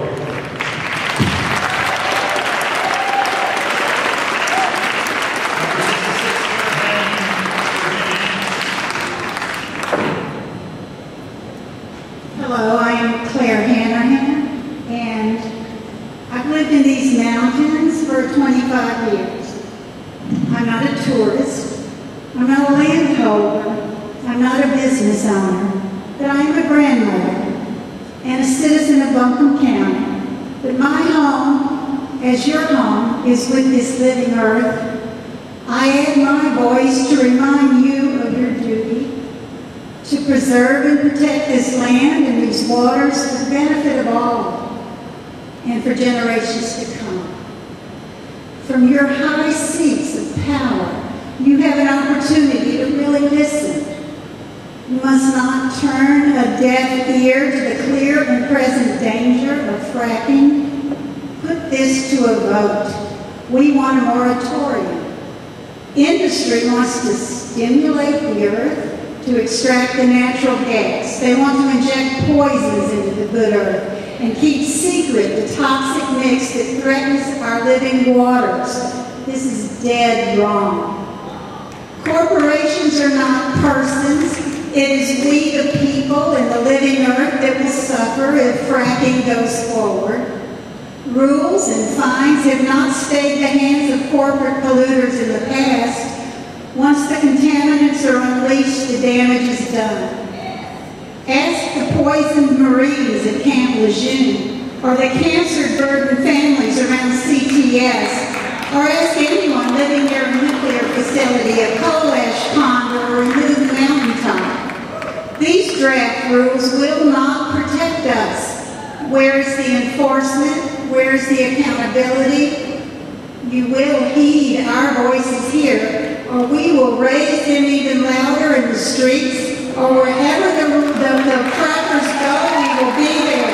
We will put an end to this violation of the will of the people and of our irreplaceable living earth.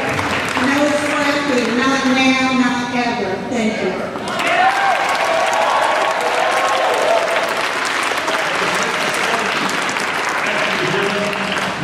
Jim Preston. Ashley Dillon, 67.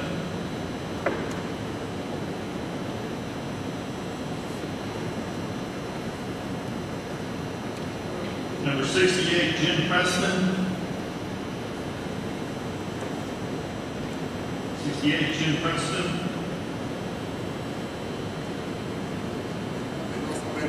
Number 69.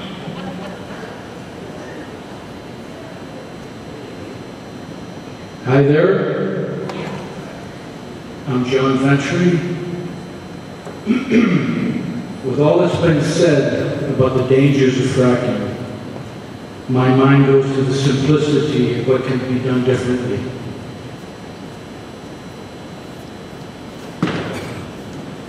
There is absolutely scientific proof that solar and wind can produce as much energy as fracking.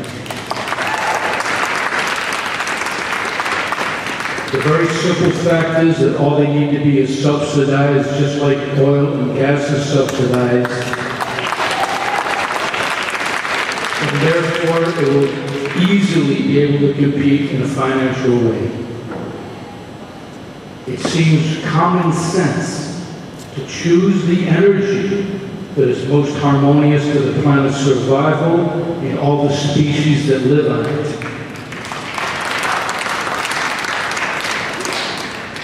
Many people in this country believe in Christianity and the Bible. The Bible says to bring out the child within and do what's common sense.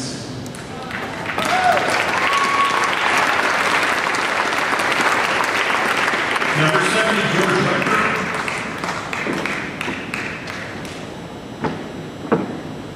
Number 71 is George Benhold. Number 72 is Eric Langen. And number 73 is Carolyn Cable. Start with George Rector. My name is George Rector. I live in Colby, and I am a native of North Carolina. And it is with a profound sense of disbelief that I see what is coming out of our local legislature. I no longer recognize the state in which I was born. Changes have been that profound. And I feel that I will spend much of the rest of my life fighting to undo the damage that has been done to this state. The recent fracking legislation passed by the General Assembly, signed into law by the governor, and the proposed rules emanating from this commission have served only to place us, our health, and our property, our public safety at great risk. The shortcomings of the rules as proposed are so many as to be impossible to list in a short span of time. For many people, however, the most important questions concern the high probability of serious water contamination and the consequences which that contamination poses for an individual's health. The Yale School of Medicine, no fly-by-night organization, recently released a report finding, to no one's surprise, that the closer one lives to a fracking well, the more likely it is that one will experience respiratory illnesses and skin problems. Children, because they are smaller, are at an elevated risk for these same illnesses. James Womack, the sitting member of this commission, recently stated publicly that chemicals used in the fracking process are no more dangerous than the household cleaners commonly found under the kitchen sink. Because North Carolina law now makes it a criminal offense to reveal the chemicals used in the fracking process, the public cannot know with any degree of confidence how true Mr. Womack's statement is. It also calls into question Mr. Womack's judgment if he thinks that household cleaners are safe to ingest. There's also a significant issue of public safety associated with fracking. Large trucks are needed to service the fracking wells, bringing heavy traffic to narrow rural roads. Because the wells are in production 24 hours a day, these oversized vehicles will be on the roads 24 hours a day. An increase in highway accidents will be expected as a result, including fatalities. Fracking will also effectively destroy our property values because wells are illuminated at night by bright lights, and no one can easily expect to sell a house when that house's residents will be subject to the light, the noise, and the odor that are the result of fracking. Forget about enjoying the peace and quiet of one's own home and prepare instead to be a captive in a house that no longer has any market value. 15 million Americans now live within a mile of a fracking well.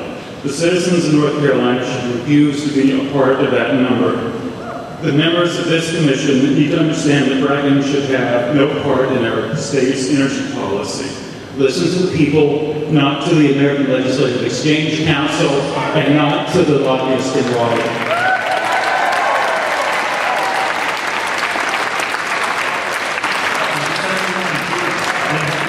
George Petzl, two syllables.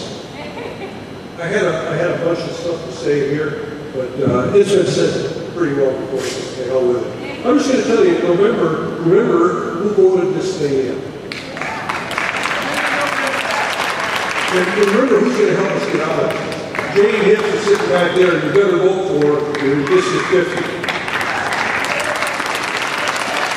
Get Jim Davis out.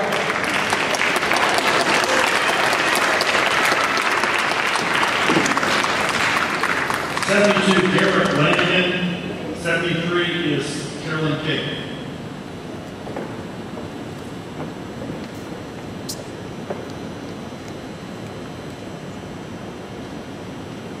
Hello, my name is Garrett Lagan. Nobody can pronounce it. I am one of the co-chairs of the National Association of Social Workers, North Carolina chapter, Far West, a local program unit.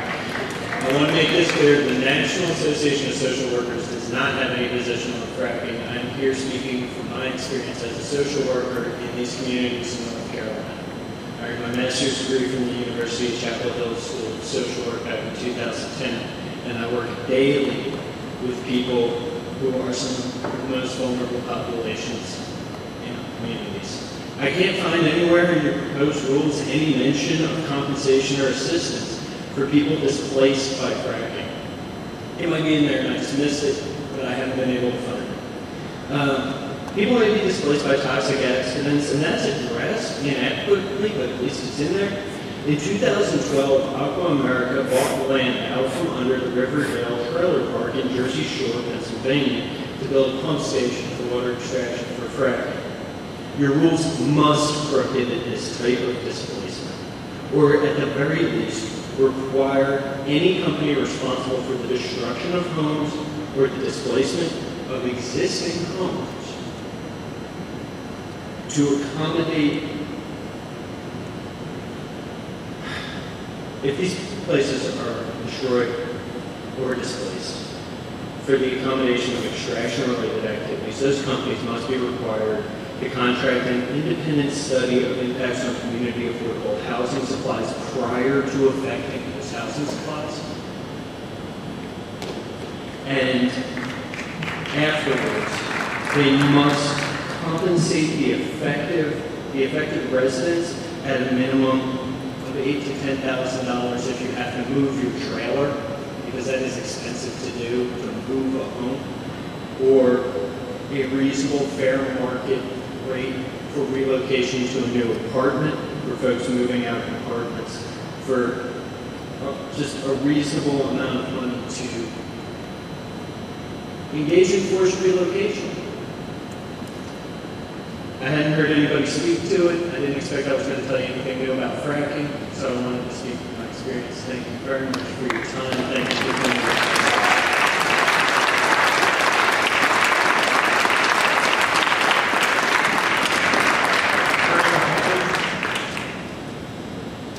Number 73, Carolyn Cagle. Number 74, Amram Friedman.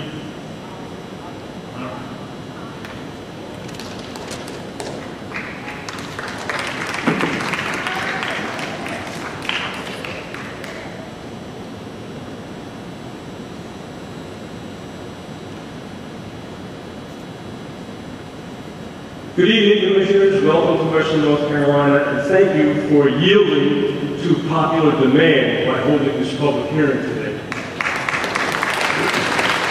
I'm Alvin Freeman. I'm the Executive Director of the Canary Coalition, a grassroots organization supporting clean air and sustainable. This evening, I'm going to address a rule that apparently wasn't written into the law about fracking, but I learned about when I attended a forum on fracking at the Performing Arts Center in Franklin last week. This new rule is that I can't just say no to fracking in North Carolina. I can talk about making the existing rules better, but I can't say no. Well, actually, since it isn't written into the law, I can say no to fracking for natural gas and oil. I can also say that if we intend to heed the words of the worldwide scientific community and provide a livable future for our children and grandchildren, we need to say yes to addressing the climate crisis, the fresh water crisis, and the resource crisis by rapidly moving away from non-renewable fossil fuels like natural gas, petroleum, and coal. I can even say that we need to decentralize the energy industry. We need to promote rooftop solar energy systems on every home, business, and industry. We need to build clean, efficient, inexpensive wind turbines on our coast and on appropriate mountaintops. We need to provide both economic incentive and the economic means for electric utility ratepayers to invest heavily in energy efficiency. I can also say that we don't gain energy independence by continuing to rely on fossil fuels. The fossil fuel industry has no allegiance, loyalty, or commitment to the well-being of the United States of America or to the state of North Carolina. These industries are for the most part owned by multinational mega corporations with loyalties to no one. They might rape our land to extract natural gas and petroleum, but it gets sold to the highest bidder anywhere in the world. That doesn't move us as a nation or as a state any closer to energy independence. On the other hand, energy efficiency, solar energy, wind energy, geothermal energy, micro hydro energy, wave and tidal energy, these are resources that give us true energy independence. These resources can only be harvested here, used here, bought and sold here. Installing solar panels, windmills, heat pumps are jobs that need to be performed locally, employing Americans and North Carolinians.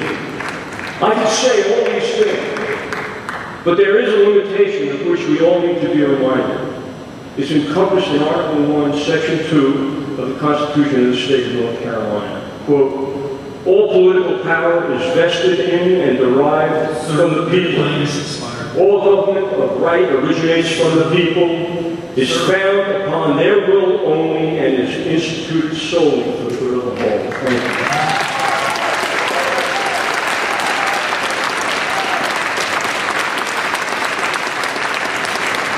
Number 79, James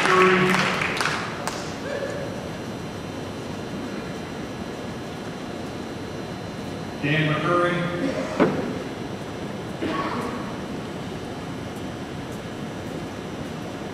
Number 76, Dan Cole.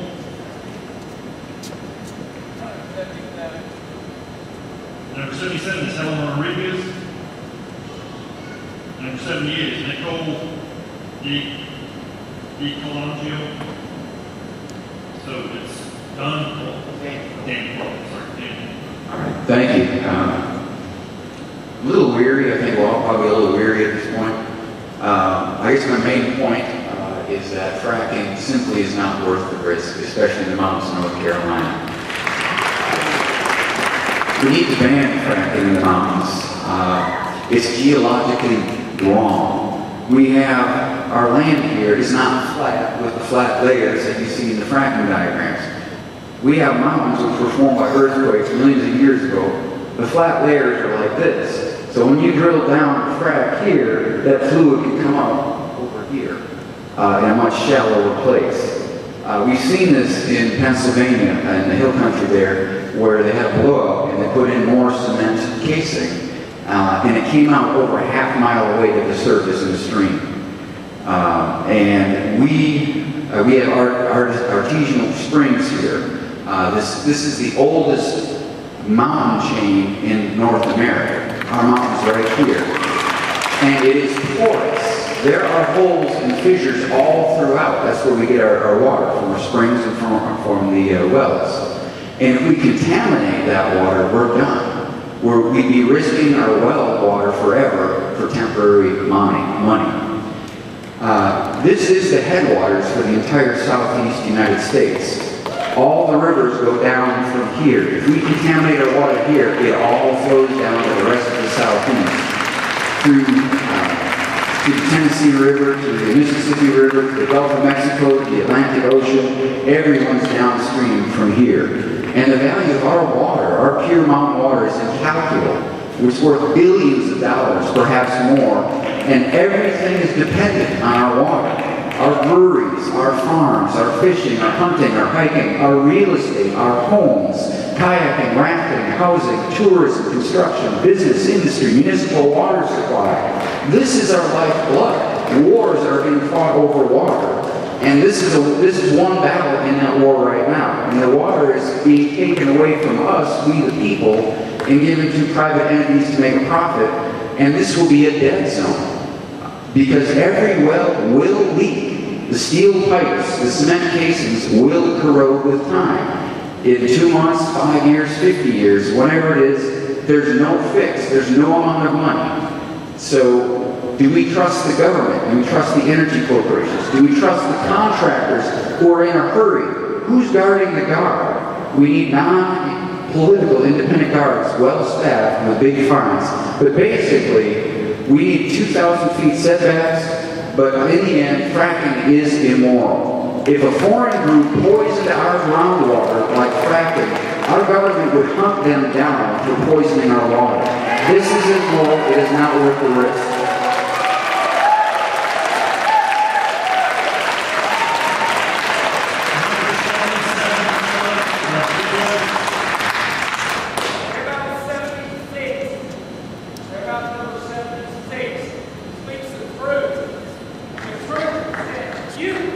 Number 77, Helen Rodriguez.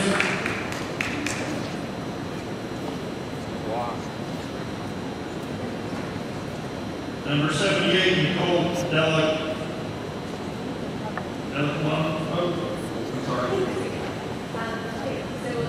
I'm a homesteader. I came to Raleigh that just used to here a little bit. And I'm really glad you're still awake. Good job. Thanks for being here and coming to our beautiful mountains that we love so much. And I hope you get a chance to, I really hope that you get a chance to go for a little hike and be in these mountains. Someone might have mentioned that earlier, but we love this place so much. We'll do anything for it, obviously. Okay, so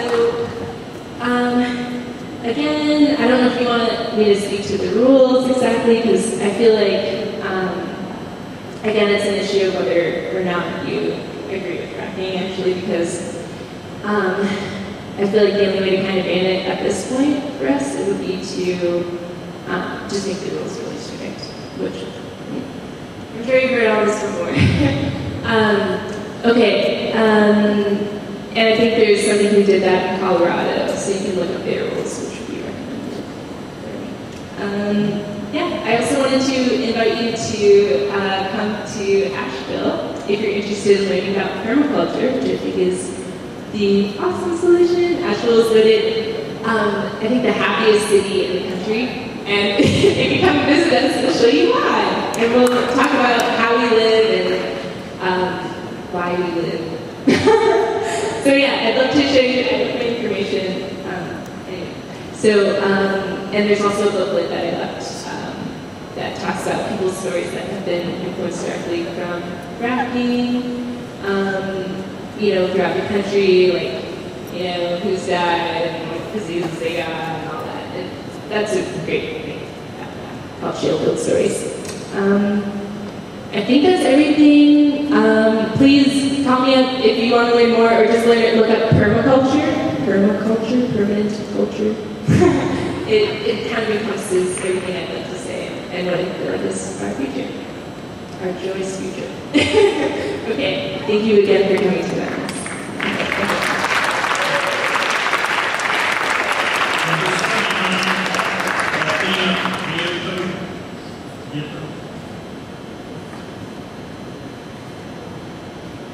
Number 79.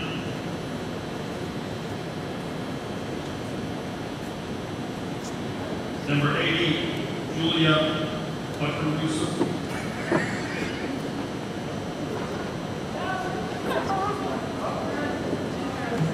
I appreciate that. The name is actually Julia Buckner.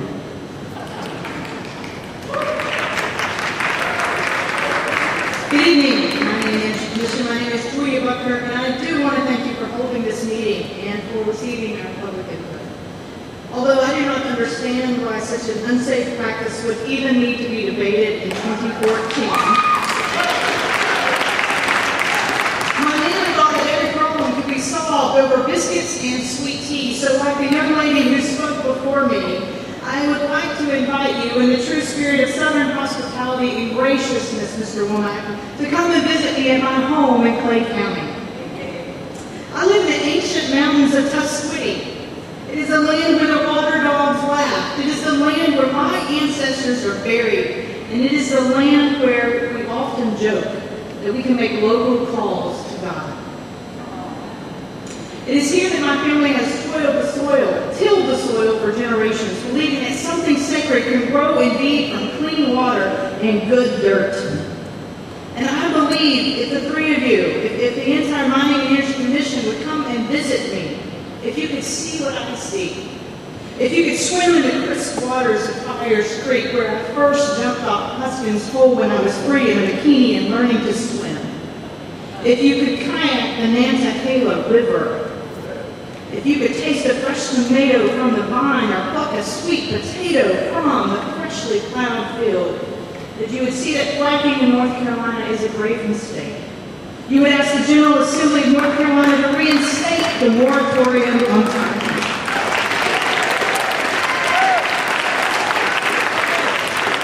I speak to you today as a person of faith. I speak to you as a citizen of this great state, but I also speak to you as a former science teacher who once walked across the same stage where you are seated now and received a science education degree that allowed me to teach in this proud state chemistry, physics, anatomy, and biology.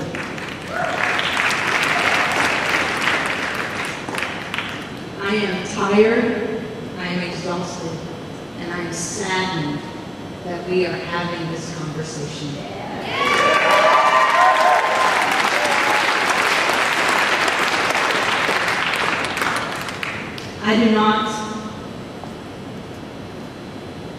I don't even know how we got to this place. The mountains, the streams, the land, and the air. They do not belong to us. We belong to them. Please reinstate the moratorium. Thank you.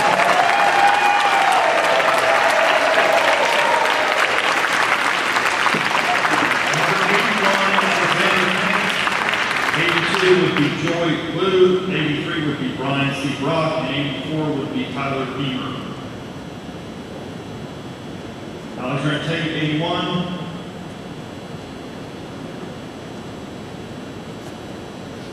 '82, Joy Lou.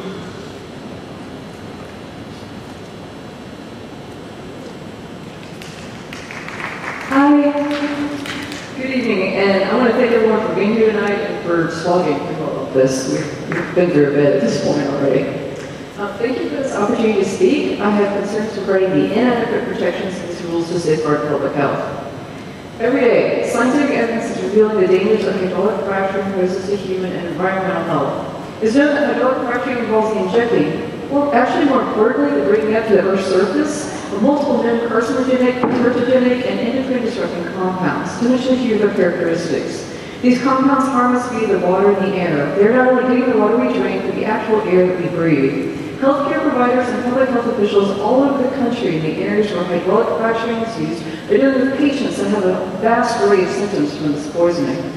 In Pennsylvania, David Brown, PsyD, a public health toxicologist, is doing research with healthcare providers in the Marcellus Shale Basin. They're finding the most vulnerable populations are being, of course, affected the most. Infants with low birth rates and APGAR scores, children with mysterious skin lesions, children with high blood pressure, asthma and COPD patients find their conditions exacerbated. People complain of unending headaches, coughing, high blood pressure, dizziness, rashes, irritated eyes, and chronic stress.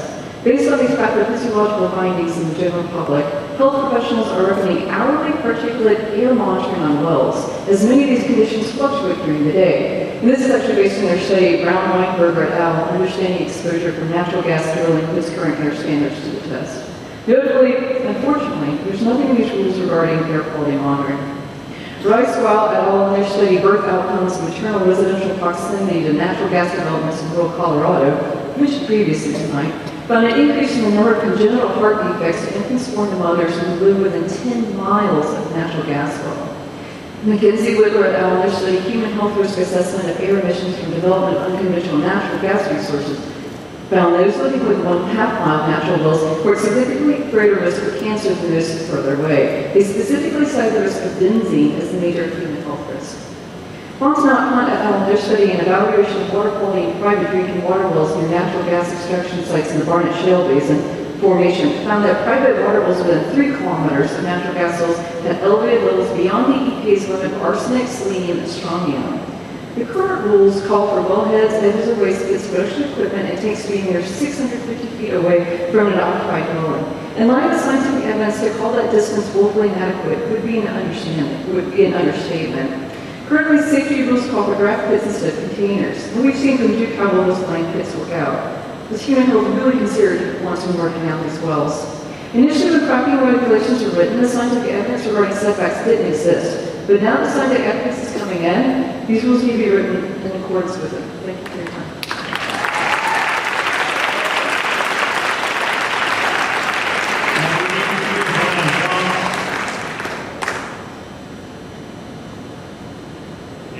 Brian Brock.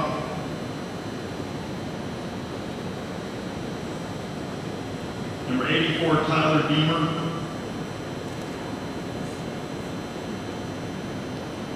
Tyler Beamer, 84. 85, Brian McCon.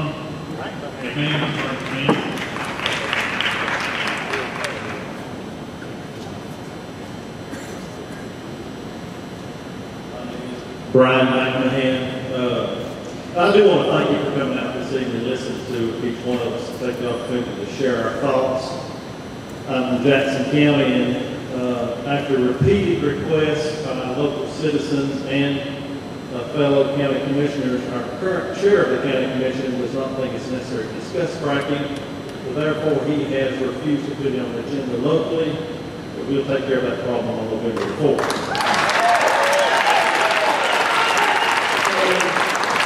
I am a 19-year veteran of the local fire department, Boston Fire Department. In my 19 years of service, I have seen annually at least one, sometimes more than one, tractor and trailer semi-truck wrecks. Coming down the Balsam grade, which is a pretty steep grade, we have seen everything from corn to beer, to gravel, lumber, chicken guts, cheese. I could just go through the whole list of all the things that it's spilled. The worst one by far has been sulfuric acid. The great thing about, if there's any good thing about it, is on those transport trucks they do have a DOT placard. And I carry a guidebook, a DOT guidebook in the door pocket of my vehicle, and I can look at that guidebook and know what those chemicals are. I would encourage that the storage sites be required to have those DOT placards, because even if you have MSDS sheets, even if you have Tier 2 forms that have been provided to the local emergency management office, they may not be readily available for first responders that come on scene at those sites if you did have a very drastic spill or catastrophic failure of some sort. I would ask that in the rules that you consider making it mandatory for the companies to provide at least some type of annual training or drill to work with local first responders and emergency personnel to be able to effectively go in and be able to deal with any kind of spill or release into the environment. That would be a minimum, as well as mandatory yearly inspections by the local emergency management fire marshal's office. That is the greatest thing. But, you know, even with all the perfect rules, the one thing that we can't control is the human element. And that's the thing that worries me the most. If you give mankind just a little chance, you'll mess it up. So we need to be very careful. Thank God.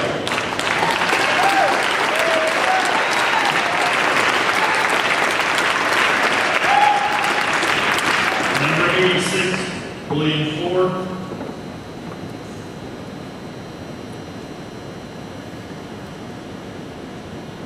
William Ford. Number 87, Gina Walton.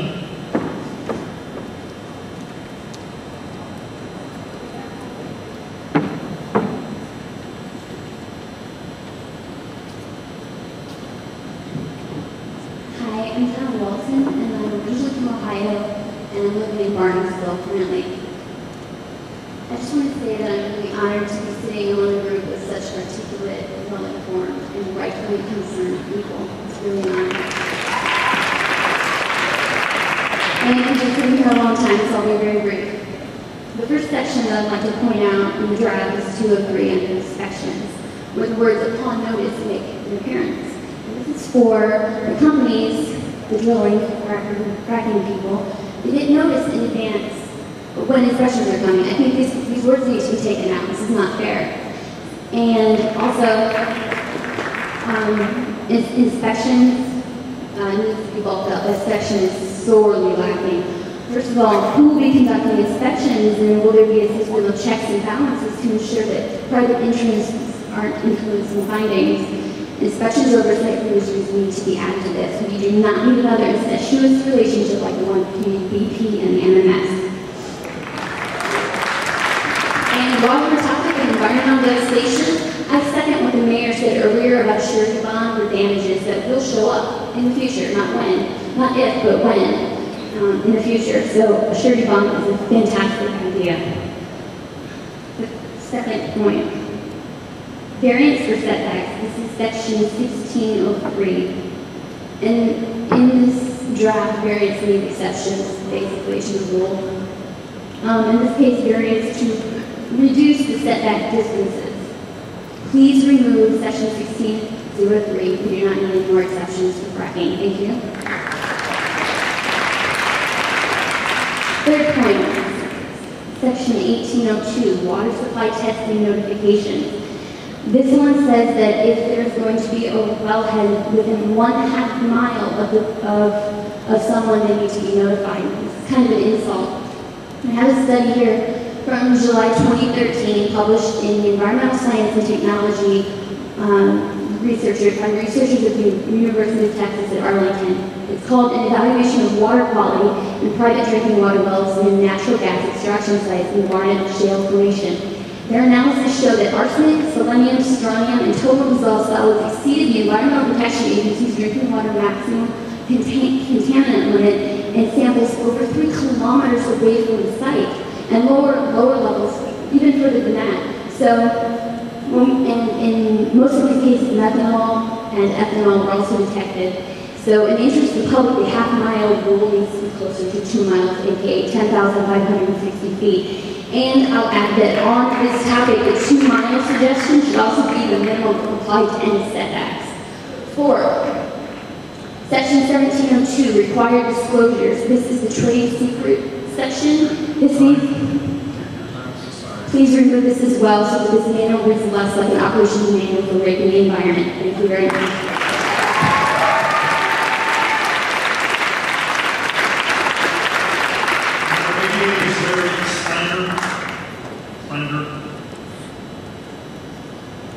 Good evening, gentlemen and madam. My name is Larry Stanger. I'm from Macon County. I've got 25 years of experience in the water and wastewater industry, both in the design, the installation, and the manufacturing. And after looking at all these rules and looking at the fracking industry, I basically have 2 questions or 2 comments. The first one, having lived in North Carolina in the mountain region for the last 30 years, I think that property rights are extremely important. I spent 10 years on the Macon County Planning Board, and I can tell you firsthand how important property rights are. I have a bullet hole in my mailbox because we address things that are even less important than what you are addressing. Now,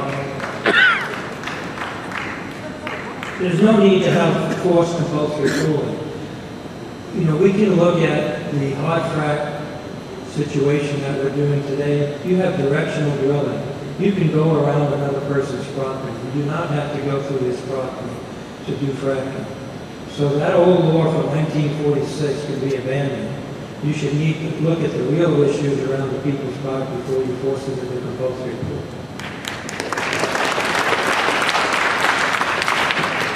The second issue, which I think is extremely important, and I go back on my 25 years of experience in the water and wastewater industry, you're using steel, carbon steel well casings. Now, anyone who's been around the water industry or wastewater industry knows that carbon steel does not last in any kind of water or wastewater environment. We're talking about an abandoned well that's going to be here forever. I'm guaranteeing you right now that every frac well in the United States and around the world will fail at some point in its history. That means that that pollution that's still, and that gas that's still in that wellhead will come up and will pollute the air, pollute the water, and perhaps pollute the land. So I'm asking that you look at the considerations about the long-term view of what's going on with frac wells. Carbon steel, ask any expert, carbon steel will not stand up to pollution, not pollution, but to corrosion. So what you're really saying is by allowing any kind of rules for fracking, you're allowing the failure of a well that's going to contaminate the environment. Thank you very much.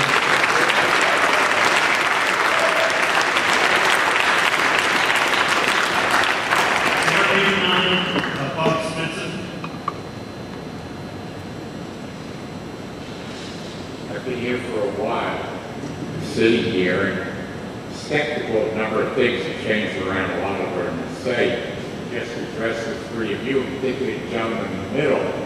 You're pulling up as a sequence, and then you don't when you realize a lot of people are missing, so you're almost like just waiting for people to leave before the people can come up here to speak at the end here. However, if I'm being unclear, I truly apologize.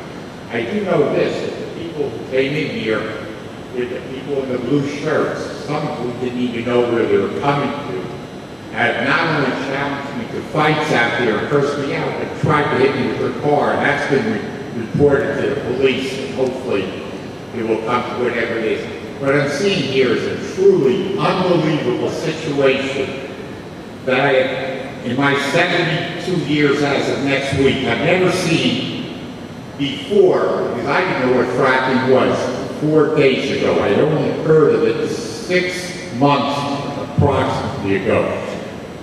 This is the most scurrilous, underhanded thing I've ever seen come to the public's attention in a way that somebody who likes to think I'm as well-informed as I am is so uninformed that it makes me sick to my stomach that I'm not aware, but sick to my stomach that I was in some way been made to be aware. Thank God for a few people here and the unbelievable people that came before me as far as I'm truly humbled by what was said here. Most of it has been said, but in particular one person here who's brought this to my attention. And I tried to be aware of as much as I can in those 4 days. There are many people up here who spoke with a treble voice, as I am too. Most of the older people, but some of the younger ones too. And the reason being is obvious. But the thing is this. All of these 48 states are contiguous. There are 48 that are contiguous. And North Carolina is next to Virginia, is next to Maryland, is next to Pennsylvania, where my children went to school, is next to New Jersey, where I went to school, is next to the Big Apple, where one of my children lives now and goes up into Boston, where my daughter just the year before this one graduated from Harvard with honors after being sick for many, many years. Okay, the most important thing here is I didn't know about this until 4 days ago, enough to come up here and say anything, and most of it has been said already. 2 years of comments and talk throughout the state mandated by you people, and then a referendum. If there's no referendum in North Carolina, make a referendum. This is affecting everybody in this country, and we should have the right to make comments to people in other states. Everybody should be allowed to make comments to people here, and we should all know about it. It should be a national basis. And to get people like Mark Meadows, etc., who finally admitted he's ashamed of the face of America. It doesn't matter if you're 72, if your time is expired or not. People from Bank of America, he admitted that he's ashamed of that. If you get Mark Meadows to admit that, you can get anything to be admitted to any group of people.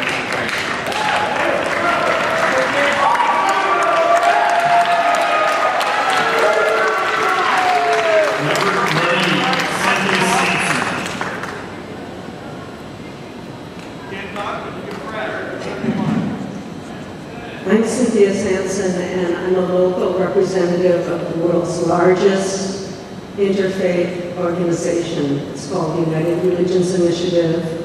It has 600 member groups all over the world. It'll be interesting if this proves to be the last comment tonight, as it's almost 9 o'clock. I'd like to read just a couple short relevant parts of a moral call to action on fracking from the United Religions Initiative. We call upon governmental bodies to place moratoriums on the use of hydraulic fracturing until it is better understood and until technological safeguards and proper regulatory controls and oversight are in place.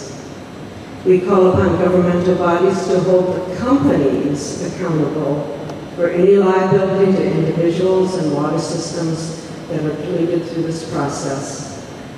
We call upon energy development companies to honestly assess their capacities to conduct hydraulic fracturing safely for all concerned, including natural systems, human populations, and the entire community of life. We call upon them to take the moral high ground in accurately representing these capacities to regulators and the communities that will be affected, and to act with integrity to protect the well-being of the totality of these interests. We call upon people of diverse religions, spiritual and ethical expressions, and indigenous traditions in communities everywhere that are affected by this technology to raise their voices on behalf of these moral concerns and legal and practical safeguards. Our water systems are connected, and therefore this process affects water virtually everywhere, in states, provinces, or even whole countries where it is practiced. Thank you.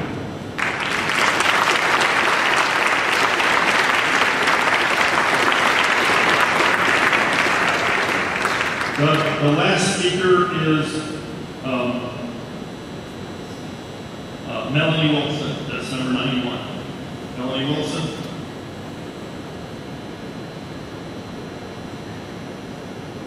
Melanie Wilson. Last speaker with Michael Fry, number 92. It's 9 o'clock.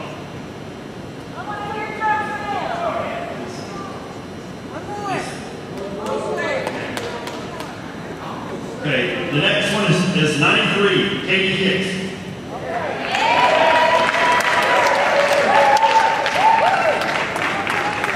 Katie Hicks.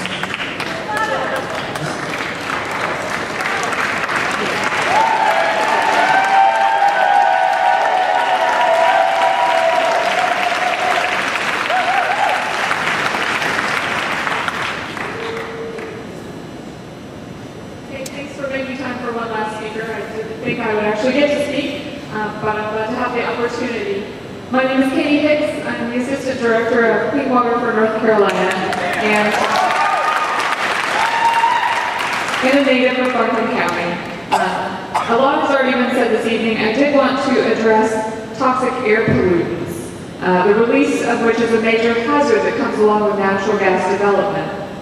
And federal exemptions have meant the industry doesn't have to report toxic air emissions from all but their largest facilities under federal law, leaving emissions from hundreds of thousands of individual gas wells unregulated by federal law and up to the states to regulate. Exposure to chemicals in the air, as we've heard already tonight, can devastate the health and quality of life of families and could impact the health of North Carolinians as they live their everyday lives. Fracking is associated with numerous harmful air pollutants known to be harmful to the health, and studies in several states have revealed unsafe levels of things such as methylene chloride, polycyclic aromatic hydrocarbons, benzene, hydrogen sulfide, and volatile organic compounds. Common health impacts have already been discussed this evening, as has the recently released Yale University peer-reviewed study indicating that people living within 1 kilometer of fracking wells reported significantly more upper respiratory and skin problems. In addition, truck traffic associated with fracking operations, which will use roadways throughout the state and not simply in the areas being drilled, will bring added vehicle emissions to NC. Despite all of these risks and despite explicit instructions from the state legislature, this commission has not yet adopted or drafted rules regulating toxic air emissions associated with the oil and gas industry. The Commission should request that the Environmental Management Commission adopt state air toxic standards and permitting requirements for pollutants not currently regulated by the State Air Toxics Program, and address air toxics related to diesel as well. In addition, continuous ambient air monitoring for fracking wells near occupied buildings must be required. We all have to breathe the air, and it's too important to protect North Carolinians' health not to take action and draft rules on air emissions. Thank you. I would like to thank everyone for attending this public hearing and for the important comments made and questions raised. If you did not have an opportunity to speak tonight, you can submit your comments in writing by mail or online at any time up to the close of the public comment period on September the 30th, 2014. There are handouts at the table where you sign in to give you websites and addresses for the mailing address for the submission of written comments for these proposed rules. It is now 9:03, and this public hearing is now adjourned.